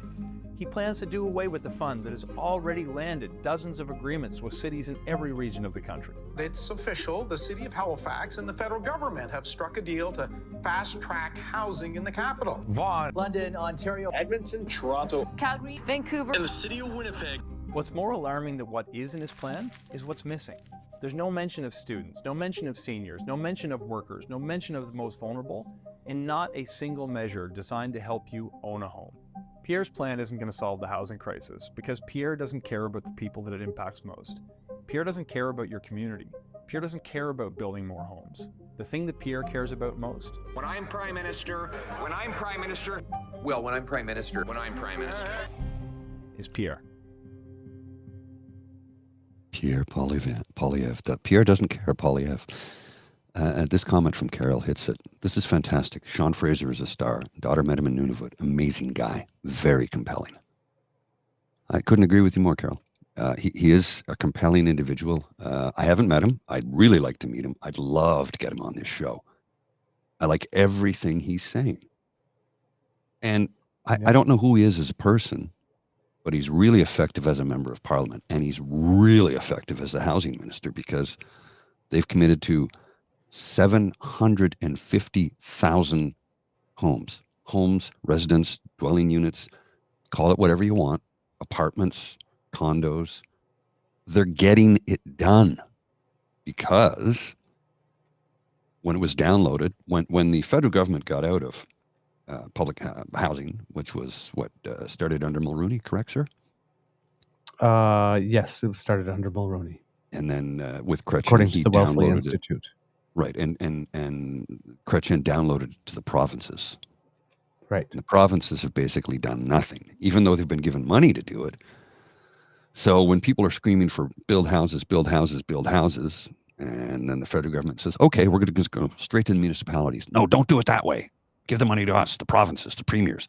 But we have been giving you money and you've not done anything with it. You've squandered it because we're not seeing anything getting built. So you know what? As a federal government, we're going to go straight to the cities and towns that need them, get the agreements in place, give them the money, get the housing built.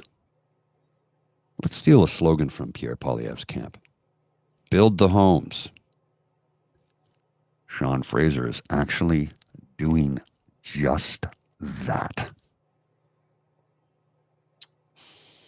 That is exactly right, Mr. Grizzly. Exactly right.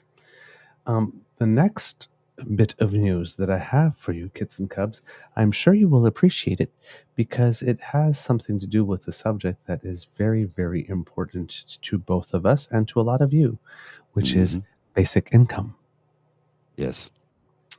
It seems that in Ontario, a judge has certified a class action suit against the province of Ontario because Doug Ford ended the basic income project early. Implemented a year prior by the Wynne government. Yes. After promising that he would not touch it, that he would allow it to run its way through. According to this article by CBC, Tracy Crossan says she ate healthier, slept better, and had more energy when she was receiving basic income payments from the Ontario government. Now she's left with $22 every month after paying rent and relies on Meals on Wheels. Crossan is just one of the thousands of people impacted after the province scrapped the basic income pilot project nearly 6 years ago. The early cancellation of the program in 2018 is behind a class action lawsuit that was certified by a Superior Court judge on March 4th. Quote, when I was on the OBI, I got to go and get a steak for $10 and have that for dinner once a month, said Crossan, who participated in the program in Thunder Bay, but now lives in Toronto for better access to medical care. Now I don't have the luxury for steak and hamburger and all that stuff. On Tuesday, the Toronto law firm Kavlusu LLP said the class action was brought forward by 4,000 people. It alleges Ontario breached the terms and conditions of the contract it entered with participants and seeks damages of up to $200 million. $200 million. Should have just paid the money, Doug. The pilot project was launched by Kathleen Wynne's Liberal government in 2017 in Lindsay, Hamilton, and Thunder Bay with the goal of learning how a basic income would affect people's well-being over a 3-year period. It was axed in the summer of the following year, shortly after the Conservatives under Premier Doug Ford came into power. Tracy McKinnon, an anti-poverty advocate in Thunder Bay, has had similar experiences to Crossan. McKinnon says the OBI finally allowed her to stock up on food. It was nice to see my cupboards, my fridge, my freezer full of food. That never happened before. Since the pilot project ended, the cost of living has continued to climb across Ontario and more people are relying on food banks. Ontario has indicated it won't appeal the court's decision to certify the lawsuit, which means the case has entered the second stage, the Common Issues trial. In an email to CBC News, a spokesperson for the Ministry of Children, Community and Social Services said they could not comment on the case as it is before the courts. Tracy Mikshevsky, who goes by Willow, is one of the designated plaintiffs in the class action. She participated in the OBI in Lindsay and said it allowed her to start a skincare business, Raven Tree Naturals. Quote, my heart sank because I had a 3-year plan to pay off my line of credit and have this business up and running enough that I wouldn't need to be an ODSP recipient anymore. For her, participation in the lawsuit has been a way to channel her anger in a positive way. In the years it's taken for the lawsuit to be certified, quote, we've had people die by suicide because they were going to be forced back into this hole they could not get out of. Joshua Hewitt was in and out of homelessness for about a decade. The Thunder Bay resident said the OBI helped him get into a better apartment and invest more time into his volunteer organization, Stand Up for Cleanup, which he launched while in recovery from alcoholism. Quote, a lot of the barriers just started to fade away because I was able to get out into the community and access resources, and I could go to restaurants that I normally wouldn't go to. After the pilot project ended, his 3-year plan was tossed out the window. Now a single dad on Ontario Works, Hewitt says said that having a basic income would have made a huge difference for his family. Quote, I felt like all the dignity I worked for and all the dignity they gave me with the program was just stripped away. It really is just a broken system. A single person on Ontario Disability Supports Program gets $1,308 a month for basic needs and shelter, or under $16,000 a year. A single person on Ontario Works receives $733 a month, amounting to less than $9,000 annually. CBC News asked the Ministry of Children, Community and Social Services if that's enough to live on. In an email statement, a spokesperson said, quote, future increases for the ODSP are now tied to inflation and will occur each July, helping recipients to keep pace with the rising cost of life's essentials. No.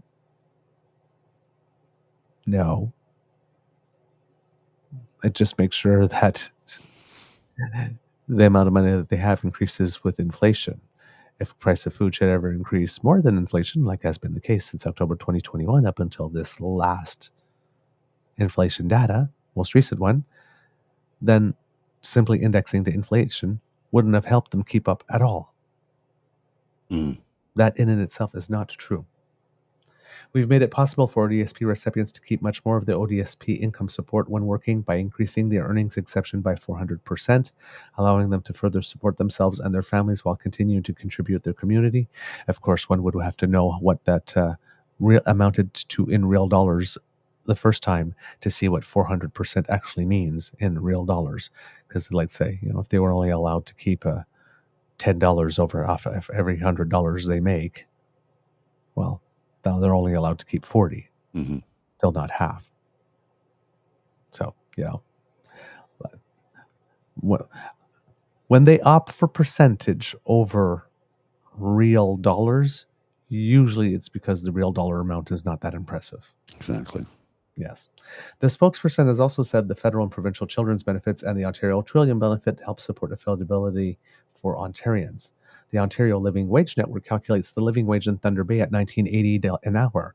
For a person working 40 hours a week, 50 weeks a year, that would equal to an annual income of just below $40,000, not including tax deductions. Right now, if you're on ODSP, you get $19,000. And Ontario works less than $9,000. Yeah, please tell me how you can survive upon that. You cannot.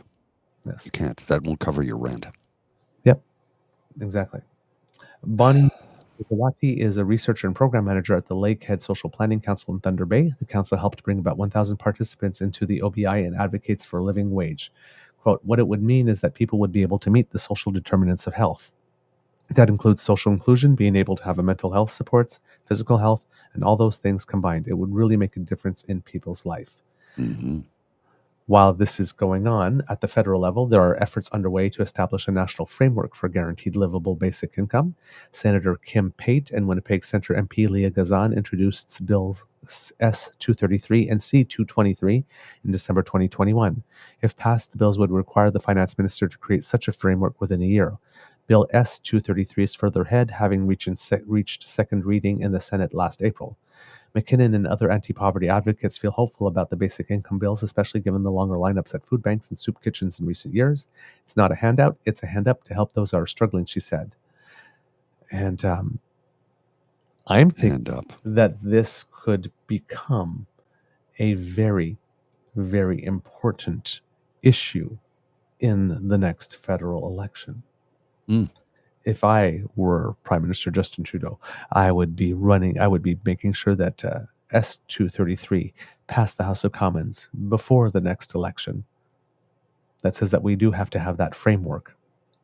That's now law, that we have to have that framework, and that we are going ahead with it. And his opportunity to go ahead with it on the national level is probably going to also start with another pilot project.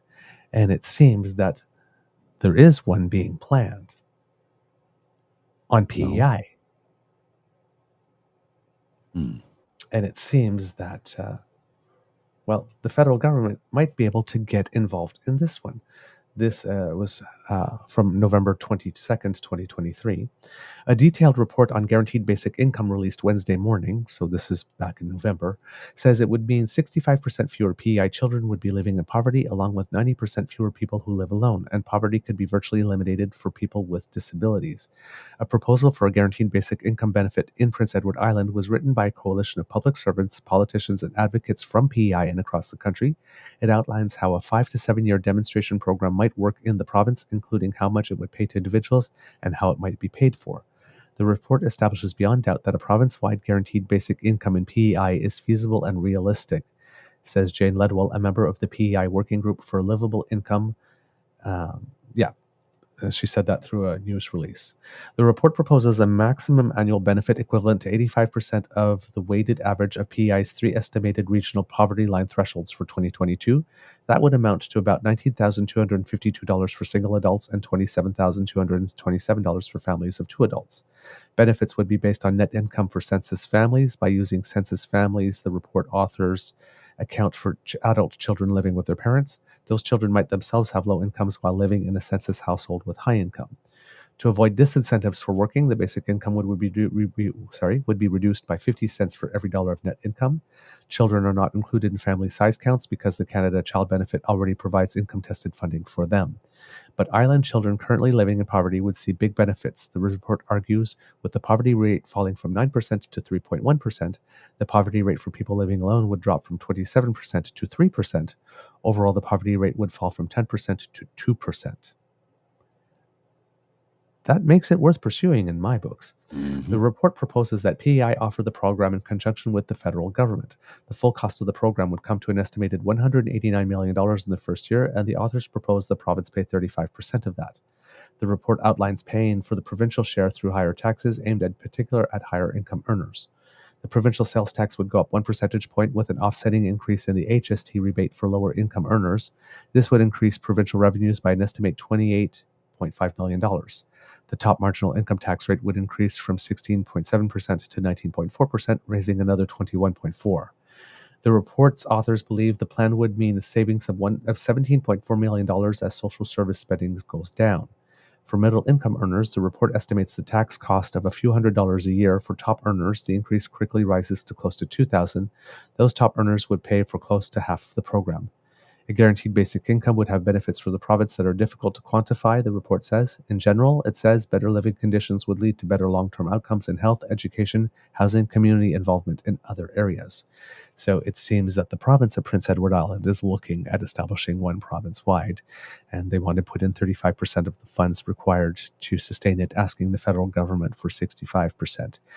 So it would seem to me that offering that 65% to move forward with that pilot project on PEI would be a very, very, very, very good election campaign move. Agreed. Let's keep your, put a little pin in that one too, because this particular government is going to have to choose, if they want to win the next election, they're going to have to choose some program policies that are eye-catching and that will want people to come out to polls. So basic income would probably bring some people to the polls that normally didn't come. Just like, for example, legalization of cannabis did in his first election, probably brought some people to the polls. That wouldn't normally... Yeah, that normally wouldn't have. So things like anything climate, they would have, if he has another suite of measures or another plank of measures that would act on another aspect of it, running on something UBI, maybe even a mandatory voting type thing as well, with an incentive.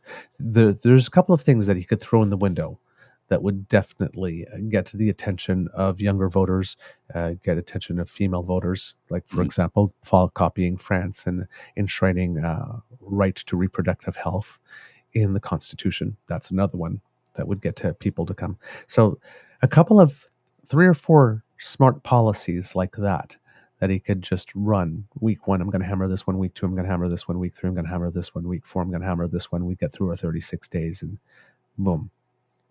That might be his path. And these types of things might be giving us some hints as to some of the things that might be there. Of course, the budget that's going to come down on April 16th might give us a couple of other hits, because if there's anything that needs to be positioned for about a year and a half from now, that's probably going to happen during that budget. I would think so. Yes. Some of the comments in the chat here are really addressing this. And this one here, I think from Linda is pertinent and valued and direct and hammers at home. Look what happened after COVID in CERB. People realized they didn't have to put up with jobs that paid them less than their worth. There were people who had been in the service industry for a very long time. And when the service industry was shut down and they had to take CERB, which was a hell of a lot less than what they were earning, because I'm talking bars and restaurant folks who were earning decent living, mostly on tips because the wage is pathetically low. Well, those folks were able to retrain themselves and get jobs in a different field where they didn't have to put up with harassment during the day in their workplace. Well, let me rephrase that, actually. Let me reframe that. A different type of harassment, because let's face it, we have not been able to eradicate harassment or harassment, however you like to pronounce it, in the workplace entirely. We're working towards it. But in the service industry, it's often just accepted you will get harassed, which is wrong and needs to change. And we are educating people, and I know that Gen Z is coming forth and saying, we're not going to put up with this shit.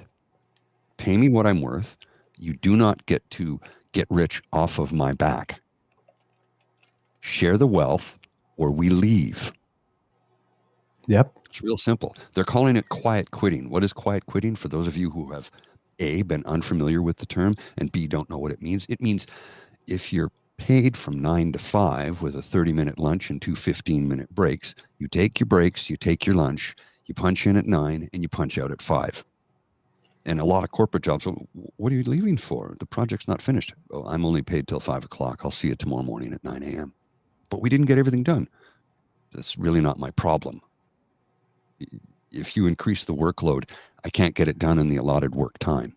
The allotted work time is 9 to 5. I work 7 hours. I have a 30-minute lunch break, which is not long enough. It's not long enough. Unless you bring your lunch.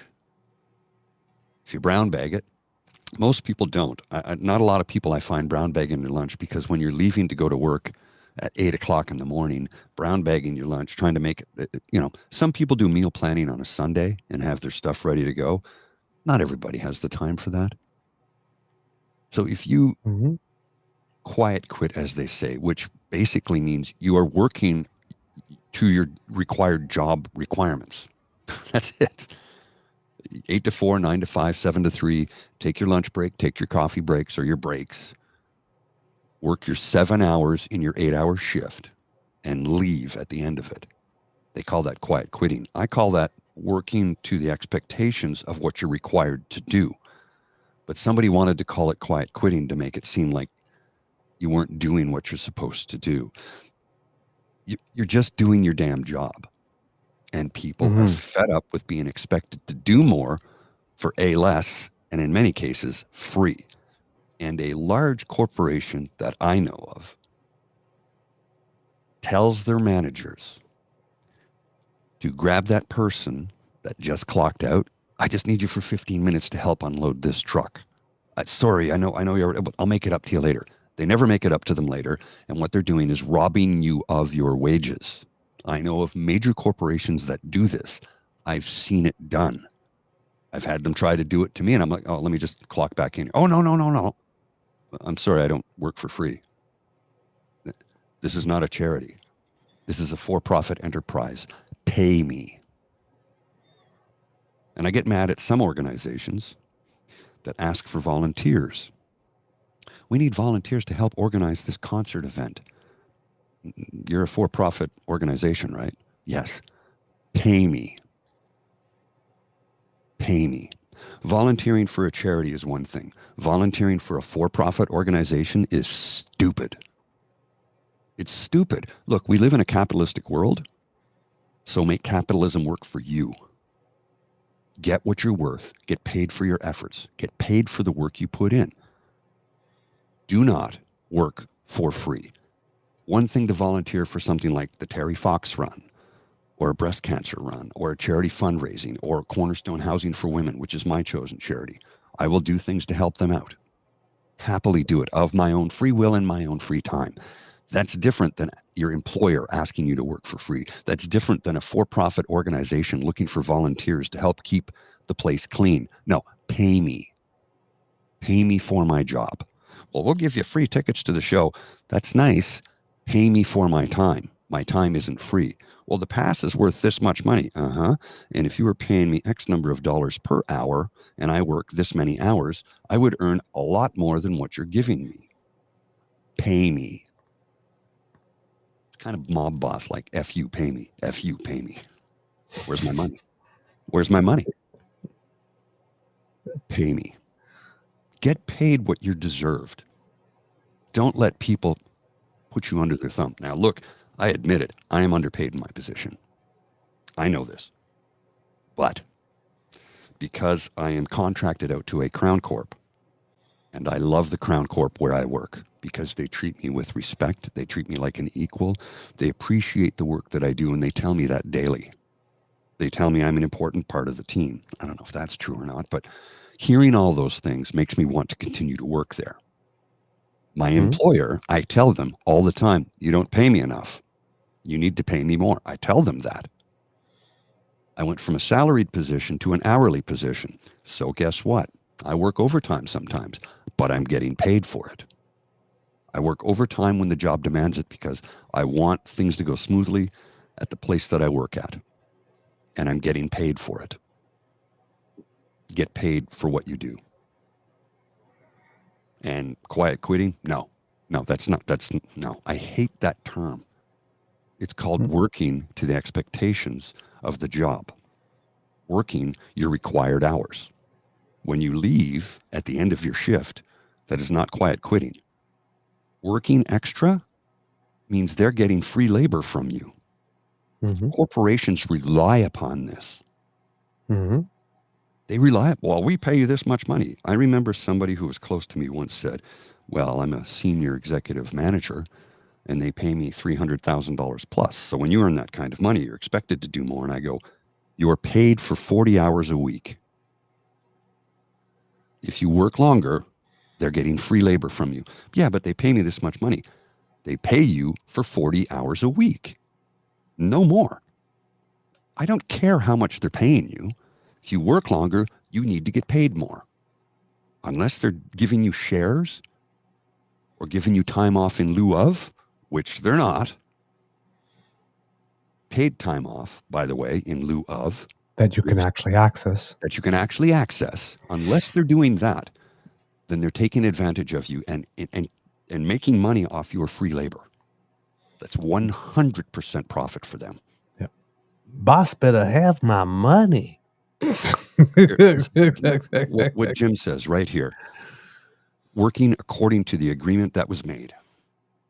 Yep. You signed your contract, work to what your contract is. Do not do extra unless they're willing to pay you extra.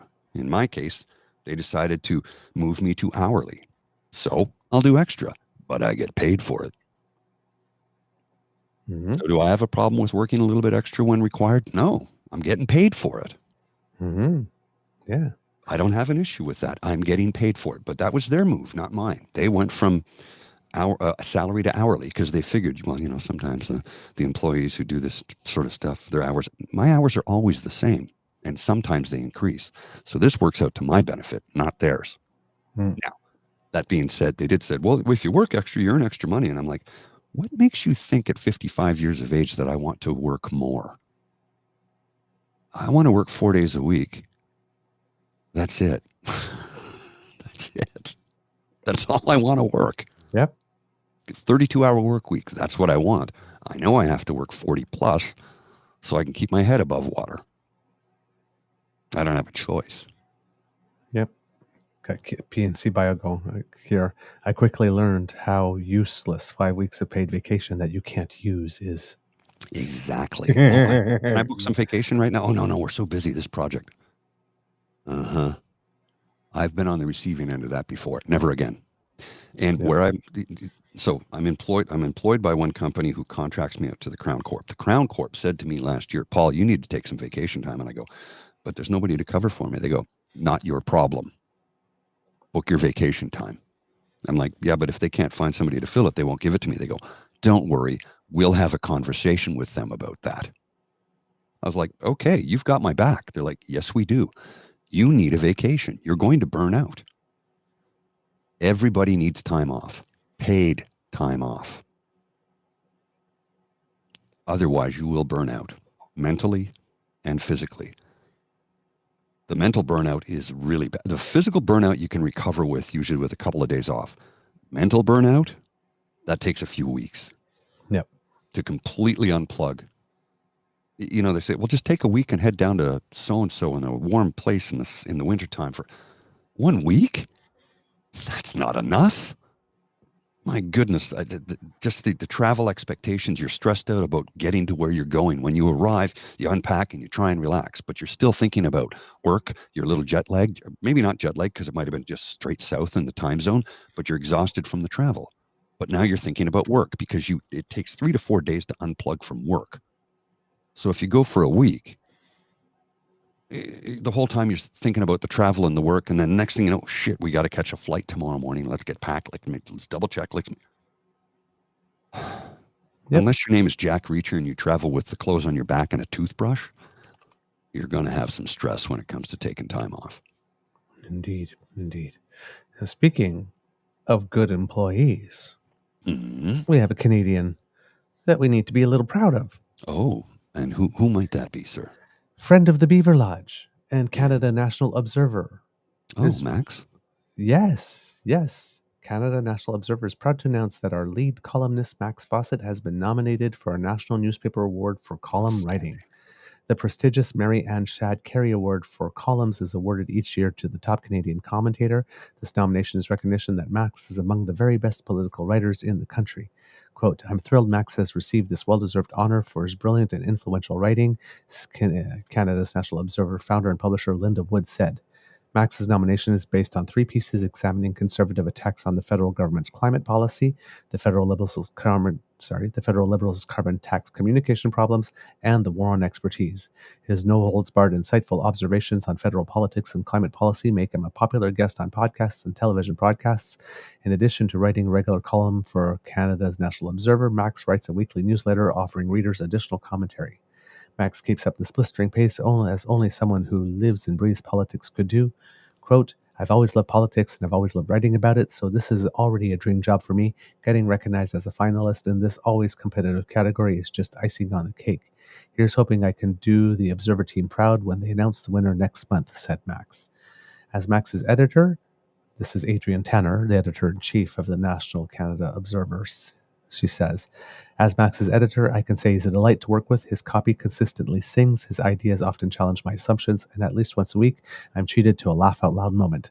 Doesn't get better than that. Congratulations, sir. Well done. Well done. We got to get Max back on the show again. We haven't had him on in a while. Too bad it's not like a vote-in, because I would definitely be filling in ballots. Oh, yeah, no doubt. But yes, much deserved. Well earned. Way to go, Max. Well done, sir. We are rooting for you. We salute you, sir. Yes, we do. We do very much. And finally, because it might be time for us to make an exit soon. Yes. What do you think, Mr. Grizzly? Yeah, I think we should start to wrap it up a little bit here. I got a meeting in a few minutes I got to attend, and I've got a few things on my plate I got to deal with. And all right, I got some stuff. Then we'll talk a little sports ball. Sports ball, yes, because the Canadian mixed doubles curling championships are on, and they're down into the playoffs. I was trying to see whether or not we could view them. Unfortunately, it doesn't seem to be broadcast anywhere, which is really weird because if you can't see it, you can't be it. The only place you can find it is on Curling Canada's actual website if you bought something for $10 to be able to watch the whole competition there. but I can't seem to find anything posted on YouTube or any matches broadcast. I do not know if the final will be broadcast, but it is competing with the World Women's Championships, so it's kind of weird that they're being held at the same time as well. It doesn't really help the sport in that sense, because I was hoping to look at some because, doubles is the category in which I'm in A division, and I was hoping to see some matches and pick up some tips and some strategy. But it is not on YouTube nor on broadcast television. At the World Championships, the Canadians so far have a perfect record still. So I think they've now won 27 matches in a row and have only lost 5 matches all year. Wow. That's pretty spectacular. And one of the teams to whom they lost a match was Team Italy out in season play. And when they played them in the round robin, they did defeat Italy. So they are the only team right now. They've got 2 matches left to play. And but of their first 10 in the round robin section, they are now 10-0. Their toughest match was against Turkey. Turkey, actually. Really? Yeah, they were having a real tough match until the 8th end when Team Homan broke the score open by scoring a 5. I didn't know Turkey had a curling team. Yeah, they do. They put out the Worlds last year as well. Good on you, Turkey. Good. Yeah. Seriously. Well done. Last year, the women's team did well. They finished 6-6 in the round robin portion. This year, they're not doing as well, unfortunately. So it's like a country that does not really have a tradition of curling. Yep. Well done. Yep. Well done. Yep, they're one of the strongest countries in Europe in curling now. Fantastic. Yep. Fantastic. I know that Turkey has mountains that you can ski in. Did you know that Iran has some of the best ski resorts in that part of the world? Like actually, and they would compare to anything in the Alps. I did not know that. And out west. Oh yeah. Some of the resorts in Iran, I would love to ski. And it was my friend who pointed it out. She was born in Iran. She came here, I think, when she was 12, 13 years old. And she still has a lot of family over there.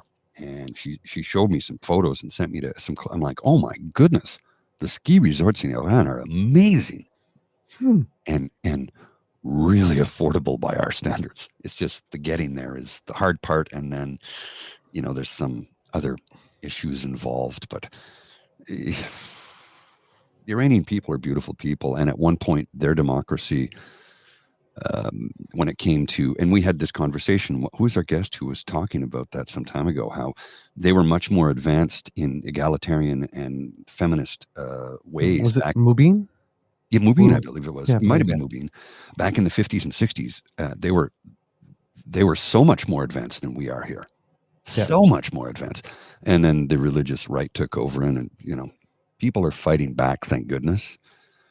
You do need to remember a commentary about Iran. I'm going to just drop in here real quick. Is that during the Islamic Revolution of the late 70s, when they took the hostages, the American hostages, and Canadians rescued a bunch of them. When that happened, you need to understand that one of the things the Ayatollah Khomeini said was, send your children to the infidels' land so they can learn their ways. So a lot of Iranian citizens were educated in the United States and in Canada. They went to private schools and universities here, and the state funded a lot of that education, to pay for them to attend university and private school and universities here.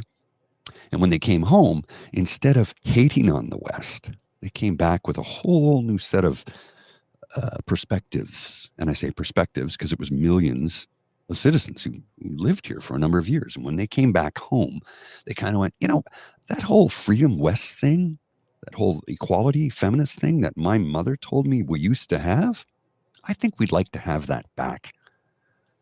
The average age, I think, in Iran is about 54, 55.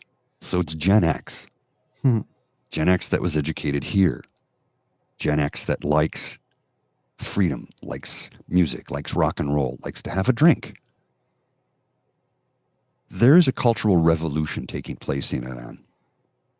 And people from that part of the world know it. People who live in that part of the world have been showing us this for the last few years now. It's not changing.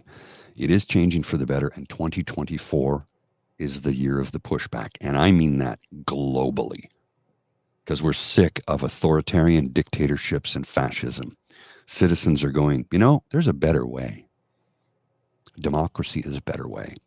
Freedom of movement, freedom of choice is a better way. None of those things were ever taken from us in this country, despite what some people would like to have you think. Yeah. Yeah.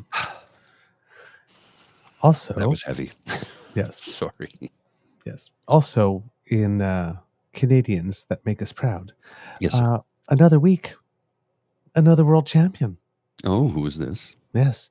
The International Skating Union is hosting the World Figure Skating Championships in Montreal right now. And the competition started on Wednesday, I believe, with the short program for the men and for the couples. And then last night we had the final for pairs. And Canada's pair of, Diana Stellato-Dudek and Maxime Deschamps. I had the chance to watch their short program yesterday, the short program competition. They did really well. They finished first after the short program. They were almost 4 full points ahead of the second place team from Japan, who were the reigning world champions. And it seems that even though I haven't had a chance to watch their free skate yet, that they did it yesterday and they maintained their first place. So Diana Stellato-Dudek and Maxime Deschamps are world champions in pairs figure skating. And they secured that Thursday night. The two-time national champions posted a personal best score of 221.56 after skating to Interview with a Vampire in the free program. They placed first in the short program on Wednesday to give themselves a 3.95 point cushion and followed it up with a personal best of 144.8 in the free program to dethrone defending champions Riku Miura and Ryuichi Kihara of Japan. They had the best score in the free program, but finished with silver at 217.88, and Germany's Minerva Fabienne Haas and Nikita Volodin took the bronze with 210.40. Now, the reason this matters a lot is not only because Canada has world champion, but we've talked about them before a lot because Diana Stellato-Dudek decided to go back to competitive skating in her late 30s. She is now 40. Wow. And she becomes the oldest woman figure skater to win a world title. Fantastic. So, and you can tell on the ice by the way she skates, there's her carriage, the line in her back. When she's doing all routes, she has that.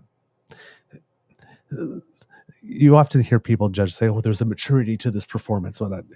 You can literally see it when she is performing. She lights up a rink, by the way. She's got a 1,000,000-watt smile. And Maxime Deschamps, who's, several years her junior, seems to have an absolutely incredible partnership with her. And they communicate very well and they seem to get along very well. So it's also her first medal at the Senior World Championships. She was a single silver medals at the 2000 World Junior Championships, and she had retired at the age of 17 due to a chronic hip injury. But she revived her career 16 years later as a pair skater rather than a single skater. And in 2019, she moved to Montreal and joined forces with Deschamps. Pretty cool. Now, she is American-born, but it seems that she will receive her Canadian citizenship in time to represent Canada at time for the 2026 Winter Olympics. We also had 2 other Canadian teams in the competition. Leah Pereira of Milton, Ontario, and Trent Michaud of Brantford, Ontario, who finished 8th with 186.93. And Kelly-Anne Lorrain of Saint-Jérôme, Quebec, and Lucas Etier of Saint-Alphonse, Quebec, were 15th in their World Championship debut. There were 24 teams entered in total in the competition, and the top 20 got to go on, after the short program, got to go on and skate the final. So, yeah. Nice. File under Canadians who do us proud and file it. I always say Canadian girls because GRRLLZ. Kind of interesting to say Canadian girls kick ass for a woman who's 40. But Canadian girls kick ass. Even at 40. Kicking you ass, can still be out taking kicking names. ass. World champion. How do you like that? For those asking, this is the current Lola state. Oh. She's sound asleep in her little bed beside me. She can, right? She's a little stretched out in that photo, but she oftentimes donuts completely, where she's entirely in that thing. She does it frequently. It's quite funny. Lovely, lovely, lovely, lovely. Yeah, that's why she's not hopping up on me. I think we got it. Well, the whole bed's a pillow. She just likes to stick her head out. I don't know why she does that. But sometimes when she gets, oh no, she has a giant bed, Linda, a giant bed, like huge. But she likes this one, and she will curl right up in a complete little donut when she feels like it. She has a very large bed. Trust me, it's made of 3 inches of memory foam. It's about 7 feet long. So when she wants to stretch out entirely, she can. She just likes to sleep in this little one from time to time. Ah, good, good. And that just to finish it off, at the Canadian mixed doubles curling championships, there are 4 teams left, and they're in the playoffs. And probably the most recognizable team out of all of them, Jocelyn Peterman and Brent Gallant, because they were the 2019 national championships champions and 2023 finalists. It was actually because of Jocelyn Peterman and Brent Gallant that we actually earned the right to compete in the Olympics in mixed doubles. The first year it was there when we ended up winning the gold. But up until the point of Olympic qualification, because Canada focused most on the four-member team, we hadn't actually had a spot qualified. So I think they had to go into the World Championships that year, I think finished top 3 absolutely that year to qualify a spot for Canada, and they had, but they didn't actually get to represent Canada because they didn't win the Canadian championships, but they did qualify us for a spot that allowed us to win the gold medal in the first year. Well, they're still in the competition right now, and for my money, I'd say that they are probably favored to win. So Jocelyn Peterman and Brett Gallant, people will know them, know those names who follow curling because they have played on 4-person teams and have done very, very well. I think they might have actually both won national championships as part of their 4-member teams as well. So there you go. We have some Canadians that make us proud to celebrate. Mr. Grizzly, do we have a show? I believe we do, sir. All right, kids and cubs, that's the end of this episode of the Daily Beaver Morning Show here on the Crier Media Network. And I noticed that when we opened the show, there was a kit that said that they liked the fact that I sing a little bit in the morning when I say on the Crier Media Network. I'm trying to convince, when you used to listen to the radio back in the day and they always had this little musical sort of station identification. Mm-hmm. Oh, yeah. It's like, you are listening to the Crier Media Network. Yeah. We need we could actually record something like that, and I could multi-track your voice and put a chorus on it. Yeah, if you want. That would be cool. I'm home all day. If you want to do that, we can do that. I don't know if Dean would randomly play it every now and then, though. No, but we'll record it and we'll send it to him. Say, here, if you want to do this. I'm a one-man barbershop. There you go. We hope that you love listening to us because we love making this for you, because sharing is caring. Please let everybody know about us. Share the word, because sharing is caring, and word of mouth is priceless. And if you would like to sharing, not Karen. Sharing is caring, not Karen. Yeah, and Sharon isn't Karen. No, Sharon is Sharon, and Karen is Karen. Sharing is caring.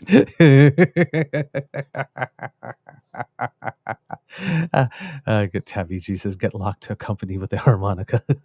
Actually, I'd be amenable to that. If you'd like to support us in other ways, you can do that thanks to the fabulous, feisty, and fiery The Ray Girl, who has sponsored our pod page. So if you scan that QR code that's just beneath my chin, well then, that will bring you to our Podpage site. And if you're listening, that's podpage.com/The True North Eager Beaver, lowercase letters with a hyphen between each one of those words. And when we have something fresh off the bandwidth, we come directly to you. If you'd like to support us in other ways, you need to make like Kit Elaine, Right on time, my dear. Thank you so much.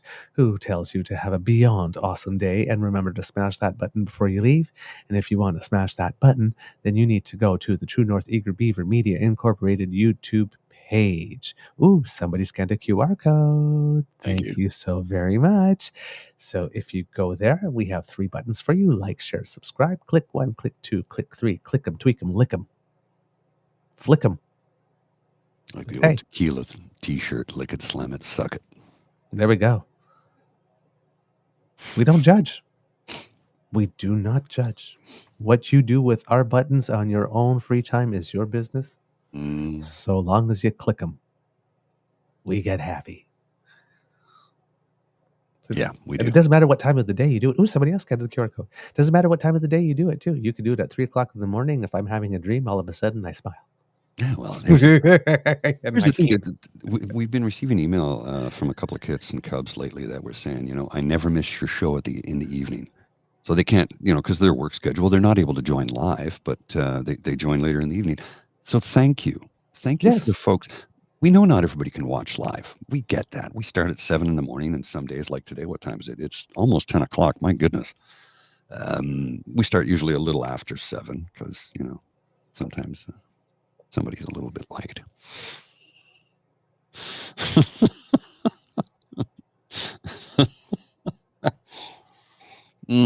I don't know her. I don't know her. But yeah, we start early in the morning, and not everybody can do that. Depending upon your work schedule, your shift, you might have kids to get out the door. You might have to be at work. Maybe you start at 7 a.m. and you might be able to join from the office. Maybe you don't work in an office. You might be construction. You might be a truck driver. You might be a hospital worker. You might be a service. I don't know what you do. And that doesn't really matter to me. We thank you for watching when you can. And this is the beauty of this format. You can watch it whenever you want. You want to join in live? We're live every day. Well, Monday to Friday at 7 a.m. You can't do it? That's cool. Watch us later. And we oftentimes will flip and have the repeat of the show maybe a day or two later. And I try and air them around noon so that if you got a little bit of lunchtime time, you can jump in and watch. Yep, absolutely. So we thank you very much. Our YouTube page, you go there, click our buttons, and that makes us happy. And if you would like to support us in yet other ways, right now the QR code was showing the YouTube page. Now we're back to this one. There we go, switched it back. You can help us, cover the costs for the show by, I'll read that out for the audio because this is a hugely flattering comment to us. Lads, the quality of your show is worth waking up an hour earlier on Manitoba time, and so is the damn fam chat community. Thanks, Cassie. We know how much you know how much we love you, and you have joined in on on the pubcast, and I think you were last Friday for International Women's Day, our evening special. Yes. And I don't know if James was in the chat earlier or not, if he's going to be doing Casual Friday. I don't know. I'll chat with him at some point today and find out. Yes. Yeah, that would be nice if we could. Because I won't be able to do the next 3 after that because we'll have... You'll be busy. We'll be on stage. Yes. All right. I think... Did we do that? No, coffee. No, I didn't give the coffee address yet. I was in the middle of it. The QR code is there. Yes, the QR code is there if you want to scan it. And if you are listening, our coffee page can be found at coffeeko-fi.com/eagerbeaver, lowercase letters, all in one word. And there you will find the Beaver Lodge Emergency Hydration Fund, where our pals, good lads and gals, Guinness, Hot Chocolate Cafe, and Caesar are there to help us write, edit, perform, produce, market, deliver the show to you. Please help keep us moist. Maybe even turn us to the sun every now and then. I have an LP meeting around 4:30 this afternoon that I have to attend. It's mandatory attendance Fridays for the LP meetings. And it'll be good. Longer patrol? Lieutenant's Pump. and sometimes LPP meeting, Lieutenant's Pump Patio. Ooh. You've attended a couple of times actually. I have. LPP I meetings. have. You have Very, shown up, very, very, very productive meetings. We get a lot. and you've met some of my Scotch and Cigar Club crew, amongst a couple others. And here's the best part. So, Mr. Beaver has met with some of these gentlemen, and they are Yes. older, Yes. white, Yes. progressive conservatives. Yes. Progressive being the important factor, and they've welcomed you in, like Oh, yeah. completely. Oh, yeah. You know, It took all of like 30 seconds. yeah, literally. Yeah, they're like, come sit, have. And I've said this to my podcast partner, my buddy, my brother from another mother, Douglas. And they're like, oh, hey, yeah, we've seen your show. We know who you are. No issues whatsoever. Nope. Smooth And again, sailing. old white men, progressive conservative, progressive being the key word here. Key word. They still say, I'm a conservative. I'm like, please put progressive in front of that. Because I know you don't identify with the current crop. And they're like, yes, you're right, Paul. Every single time. Every single time. Because when I say Joe Clark, progressive conservative, and Justin Trudeau, liberal, we're literally like maybe that far apart. Even if even that, I mean, we're, you can slide a piece of paper in between how far apart we are. Yep. Pretty much. So all your support, kits and cubs, very, very important. Thank you for everything that you do. We are very, very grateful. And because democracy is something that you do, pen to paper, write those letters. It seems that when we talked about yesterday, Kit Angela, by the way, how she got to the attention of Mayor Horvath enough to actually get a meeting.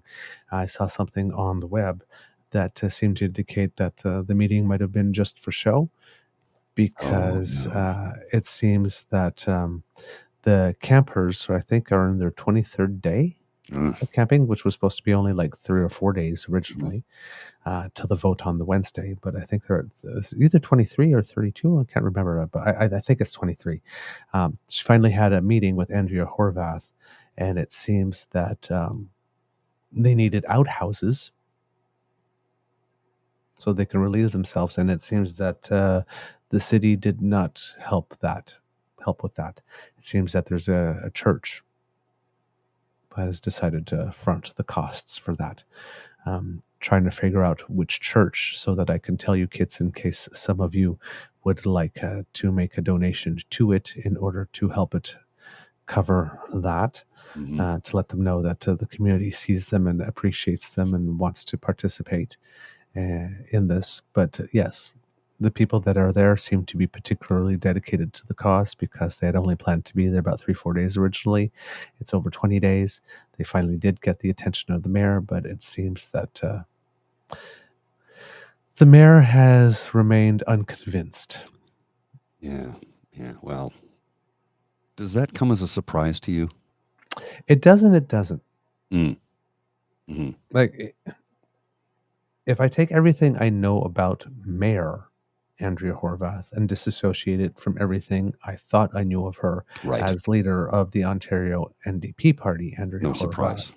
No surprise. I am not surprised. Yeah. If I factor in the fact that she was, for 3 or 4 terms? Oh, yeah. The leader of the Ontario NDP party, and at one time NDP. Potentially considered NDP and potentially considered as premier material, because there was a point at one time in the polls where she was leading and she looked like that she had a chance of winning a provincial election.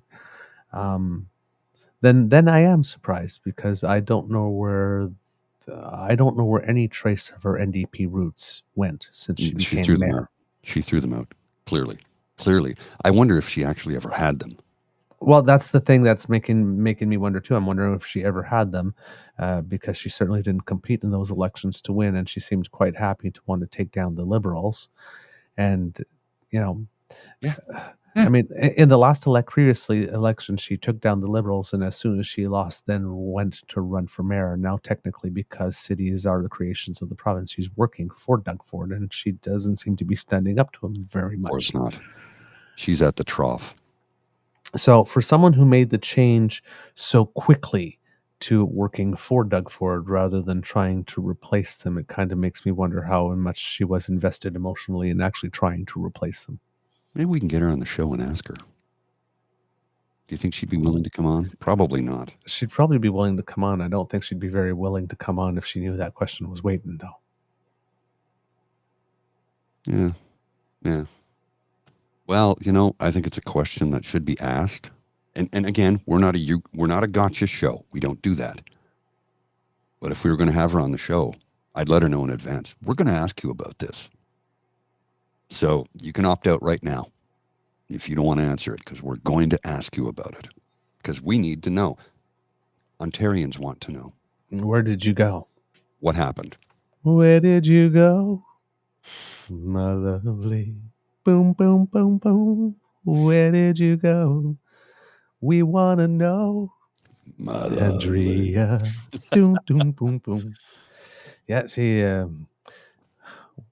yeah, then she wouldn't come on. Yeah, No. Somebody deserves a Vanishing Cream award. We still see her physical presence. We just don't know where the rest of her went.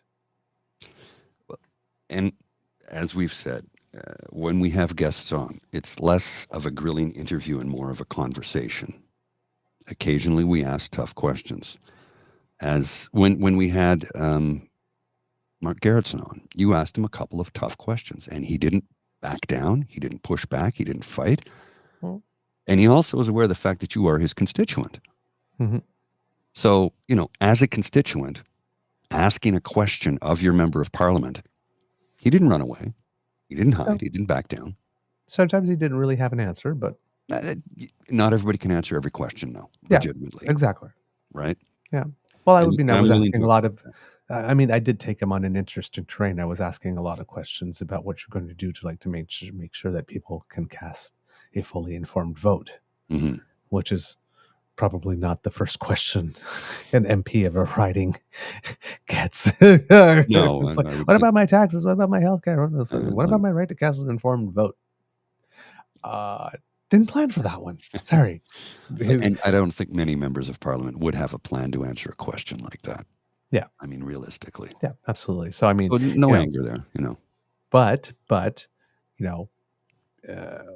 not being able to have an answer right at hand didn't stop him from being able to speak, as to what share his thoughts on what the utility of such measures could be and how we could go about them and how we could explore them. And, exactly.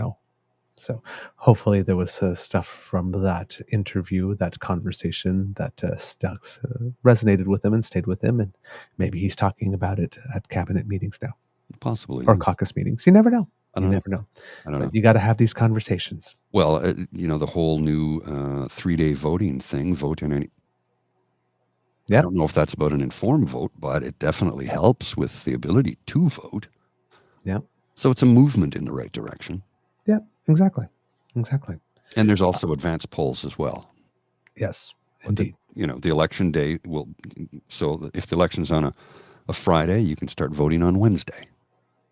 Yep. Polls It looks like they Wednesday. want the 3 days, 3-day voting thing, which probably won't be put in place until the following election, if whoever forms the government this time around decides to push through with that, because if we have a change in government, that might fall by the wayside. Well, if the Conservatives ascend to power, they will kill that immediately. Yep. So, but yes, the more advanced days and more access to mail-in voting and all that kind of stuff, all important when it comes to getting the vote out. Because democracy is something that you do, write those letters, kits and cubs, or ask for a meeting. Very important. And I think that's all I have for you today. So, from the Beaver Lodge, this is your eager beaver saying it could be a tough world out there, kits and cubs. So please be kind to and gentle with yourself and have a beaverific weekend, whatever it is that you have planned. Mr. Grizzly, do you have some words of wisdom for the kits and cubs? Normally I have something at the ready. Last couple of days I've been kind of struggling with it. And I think one day this week I kind of gave my words of wisdom at the very beginning of the show. You did indeed. It happens. As we go into the weekend, try and remember things are bad. Yes, let's acknowledge that. But let's also acknowledge that in many, many ways, things have never been better. I get, cost of living is up. Groceries are up. It's expensive if you got to fill up your vehicle. It's harder to get to work.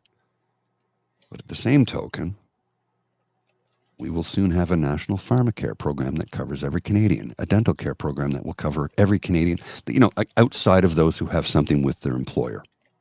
We have $10 a day daycare. We have the child tax credit. More children have been lifted out of poverty at any time in history.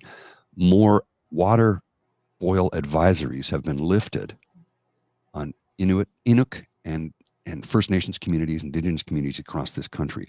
The only prime minister to ever do that. I want you to remember these things when the election does come around. As the old saying goes, are you better off today than you were 4 or 5 years ago? Many people will say yes, and thank you for getting us through the pandemic and keeping as many of us alive as possible. Exactly. Considering 4 years ago was 2020, yeah, I am much better off than I was in 2020. Thank you. Yeah. I think objectively. It goes without saying, objectively, I'd say the all vast are. majority of us are.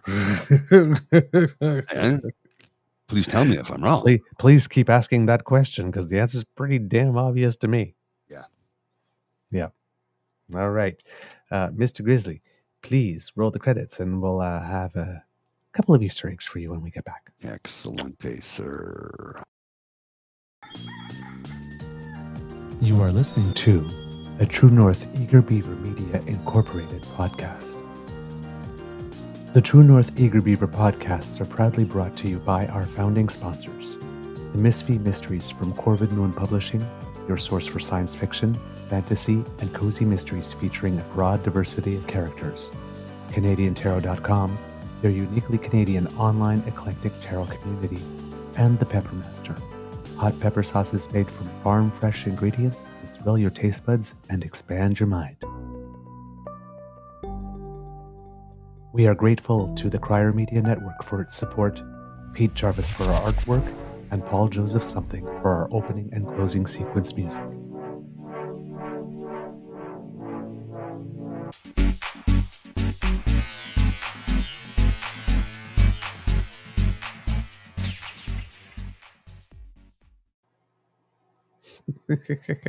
Kid Saucy, you better have a nice egg basket for us when Easter rolls around. I expect Speedos. Cheeky monkey. Mr. Grizzly, I will let you go first because apparently you have something for us. Yes, I From do. our good friend. From our good friend, Creek Pete, I have a shareable video. It's 2 minutes and 15 seconds. And let's just listen to what our friend has to say in a way only he's able to say it, with anger and joy and laughter all at the same time. Pierre Poilievre slams useless corporate lobbyists in Ottawa who should expect no favors from him. Definitely not. Definitely not expecting any favors from Pierre Poilievre. He is against corporate lobbyists, except Jenny from the block that owns a company. She's technically not a lobbyist. She just owns the company that employs multiple lobbyists for Loblaws, while the Conservatives are complaining and blaming Trudeau for food prices, right? I mean, it's a coincidence. It's definitely, but he's no favors from them.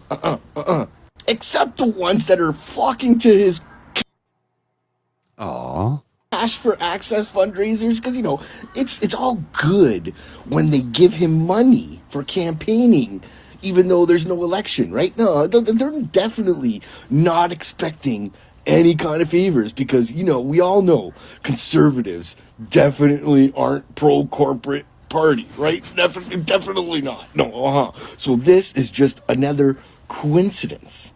And then, I mean, oopsie, right? And Jenny from the block's associates that are lobbyists that were just supposed to be lobbying Ontario stuff, right? That was the whole thing. It's just Ontario, right? Silly stupids, right?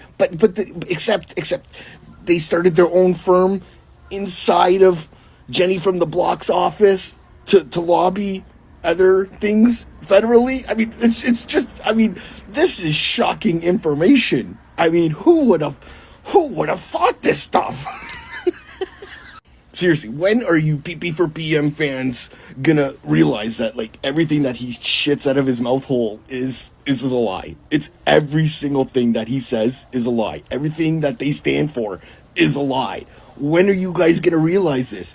Do you think the corporate lobbyists that are flocking to his fundraisers aren't expecting anything? Do you think that he didn't know about these stories coming out and that's why he said that bullshit just so that he can have some sort of cover? Come on. Are you really falling for this?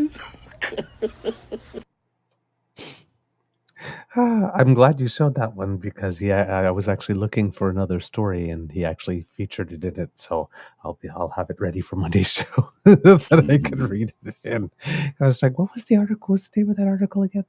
But yeah, Creek Pete has pretty much nailed it there. Nails it once again, as he always does. Yes, and my little bit is because kids have been following my home renovation adventures, and they asked yesterday, and I didn't see it when it passed by, but the work has already stalled because they removed a couple of siding and panels, and noticed that there was something. Yes, underneath it. It seems that when we lifted one of the siding panels, we had looked on one of the parts of the house that I guess was an addition, and it seemed that we had wood paneling, and we thought that we had wood paneling under all the shingles or whatever you call them, the siding pieces. And it turns out that on the original part of the house, that was not the case. They're not covered in wood shingles. They have some other type of tiley thing that could possibly, quite likely, most very much assuredly, probably is asbestos.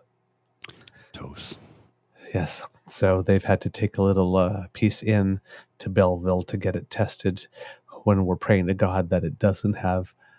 There's a level of asbestos that if it's under that, then the people who do the siding can remove it themselves. Otherwise, we have to hire a whole bunch of other people to do it. And that's expensive. And that's going to be extremely expensive. So how old maybe is the house? Maybe that studio is going to be delayed. How old is the house? Probably close to 7 years. I mean, it was built for World War II, right? That's probably asbestos. I'm sorry, buddy. It's probably what it is. Yeah. Well, 40s and 50s, they used it a lot. You know what? Where it was like 2 days before the guy showed up, we were actually discussing whether or not, maybe we should just not do the siding thing and just like consider the heat pump, because the heat pump will get us to like the amount of emissions that we need to get the bonuses. And well, we decided, had we not pulled off one of those things and noticed there was asbestos under it, we'd be golden. But now that we know, so yeah. One of the ways of remediation was not removal. They would spray it with a sealant, so that way it would not be friable. I've taken courses on this. I don't know. It's been a while since I have to take an update because it's been a while. But I don't work anywhere around it anymore. So do I need the update? I'd like to have it anyway, just so I have the knowledge, because knowledge is power. But the question I have is the sealant still viable? I don't know. I think current legislation requires total removal. I could be wrong. Yeah. But there was a time where you could seal it, because if it's not friable, and friable means that it flakes off and things get in the air. If it's not doing that, they can seal it and then insulate over that. But don't quote me on that. It's doing that as they're pulling the panels off. It's friable. It's cracking in certain places. So it all has to come. So yes, that is going to be expensive, and that's probably many more vacations now that we will not be taking. And well, that should have been in disclosure when you purchase the home. They should be able to tell you whether or not. Not if they don't know. Yeah. The people who owned the house before us didn't own it for that long, and the siding was already up before, so there was no way to know. So yes, we do have. And there's no requirement to check. Right? Yes, we own Miss Shadika, so we're going to probably have to remove. We're going to try to see if there's any grant money for remediation. I don't think there is anymore, but hopefully there is. And that's going to cost us a bit, and it's an amount that we did not plan. And welcome to the money pit. That's what everybody told us when you buy a house. But yes, we wanted to make it more energy efficient, and it turns out that it's going to be a bit of an issue. So yes, the money that we were going to use to pour the concrete pad underneath what would be the future studio might have to wait a couple of extra years. Oh well. It was the thing. There was a comedian years ago who did a bit about how, post hurricane or tornado, when people's houses are destroyed, they always interview the person who just lost their home and they're always weepy. It's like, I want to see them interview the guy who goes, I'm renting, I don't care. Yeah, really? We want to see that interview. Oh my God, you just lost everything. It's all insured and it's a rental, so I don't care. Lost anything? Well, we were about to put $150,000 of renovations into this thing, so yeah, good chance we didn't just do that. Yeah. Oh man. Check into grant money though. There might be something available for asbestos removal and remediation. I know people who do that for a living. It's not a living. The money's good. The money is good. It's difficult work, and most of the individuals who do the actual removal work don't take breaks, and don't stop for lunch, because the way it works, if anybody wants to know, I can give you a quick breakdown if you're interested. They have to have a clean tent and a dirty tent and a wash station. So the order is you go into the dirty tent, you remove all your stuff, strip naked, get into the wash station, then go into the clean tent and get dressed. Yeah. That can take 40 minutes. Then you take a 30-minute lunch and then get suited up again and go back in. Most of them don't bother to take breaks or lunch. It's just not worth it. It takes too much time, and they're like, nah, just screw it. They have a really huge breakfast and then work their day through. Yeah. So yeah, that's going to be going on at our place. So I'm a little bummed out. Yeah, well, but it has to be done. Yeah. So, and we're unfortunately the poor suckers who decided to pull the siding off. So we win the prize. Not the prize one wants, but nevertheless the prize one gets, right? Yes, indeed. Yes, Mishadikago says, maybe someone who does asbestos removal will be watching this program, or someone who knows someone who can help at a much lower cost. Yes, please. That would be great. I know lots of people who do it, but only in Ottawa. I don't know anybody who does it in K-Town area. So send your shekels and doubloons. Well, all right. Before we set another record for the longest Easter egg ever, Mr. Chrisley, let's end this show. Okay, we can do that. We can do that. All right. Well, have a beaverific weekend, everyone. Some of us may see some of you this evening. It remains to be seen. Maybe James does a casual Friday. I don't know. I'll check in with him and see if he's going to do one. And if not, my lady may want to host something for the ladies tonight. So we could. I'm amenable to hosting something for the ladies if James isn't doing one. Yes, or just Eager Beaver After Dark. Eager Beaver After Dark. Eager Beaver Le Soir. All right. Oh man. I'll see ya. Mr. Grizzly, maybe help me get over my asbestos fee woes with another picture of Jake and what's his name? Okay, hang on. Let's see here. I'm going to look for one where he's super ripped. Let's see. Come to my rescue. Oh, here we go. Oh no, it's a video. I don't want the video. I want the photo. Here's a good one. Yeah, here's a good photo. Hang on. I will just. Oh no, it's a video. Damn it! I keep getting the videos. I don't want the photo. I want the photo, not the video. Why do they keep giving me? There we go. That's a photo. Okay, here's one. I think you'll like this, sir. Let me just. I can't get it to blow up though. Will it blow up for me? Yes, it does. Excellent. Okay, here we go. You'll like this, sir. Sometimes the photos don't blow up, and in this case, it did.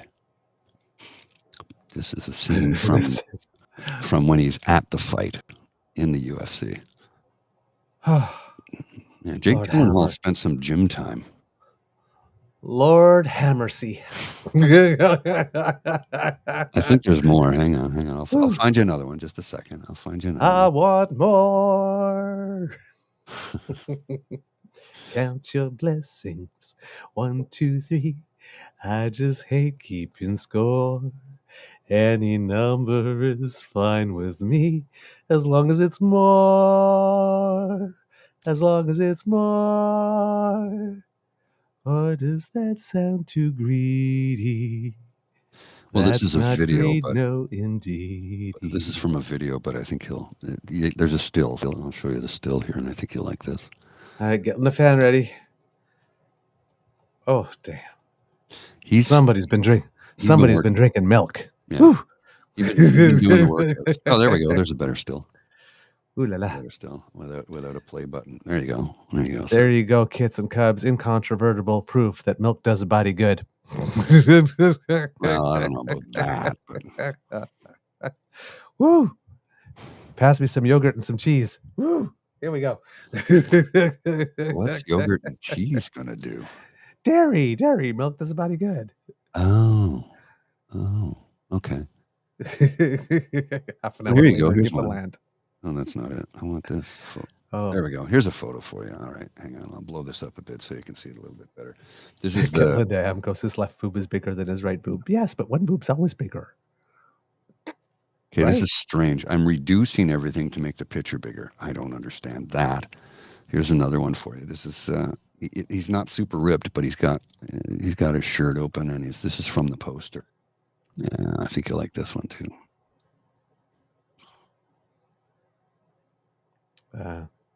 Just casually lounging, all bruised up. You can see he's got a little bit of a stab mark there. Yep. Yeah. Oh, and you know who else appears in the film at the very beginning is Post Malone. Oh, cool. Yeah, he's at the very beginning of the film, and Post is so the Gyllenhaal character walks into an underground fight club, and they're like, he goes, well, first, the woman who owns the roadhouse that hires Jake Gyllenhaal walks into an underground fight club looking for a specific person, card or something, and they point down, that's him there, the guy with the beard. He's like, he's taking all comers. So he goes through 6 fights, and he's about to take the 7th one. And it's Jake Gyllenhaal's character who gets in the ring, and he just says, nope, I'm out. I'm not fighting him. I'm not doing that. So he leaves. So Gyllenhaal's character gets all the money because the guy didn't bother to fight with him. So, yeah. It's because he's a well-known former UFC champion in the film who actually kills a guy in the ring. Oh, okay. Yeah. So, yeah, there you go. If there's some pretty serious hand-to-hand combat violence in the film, and if that troubles you, don't watch it, because the fight scenes are incredibly real looking. They really look like they were punching each other. I think they might have used CGI. I don't know. They use different camera techniques. Now, this fight scenes go on a little bit long, like nobody would have enough strength or energy to do that, but they're very realistic looking. And if that's your genre, if you like gung fu or kung fu or gun fu for that matter, you might like this very much. All right. And that's that. That's Mr. Grizzly's recommendation. Yeah. Go into your Friday with some popcorn film. It's a popcorn film. That's what it is. It's not going to make you think. It's just going to make you sit back and enjoy. There you All righty. All right. I'll see you. Bye.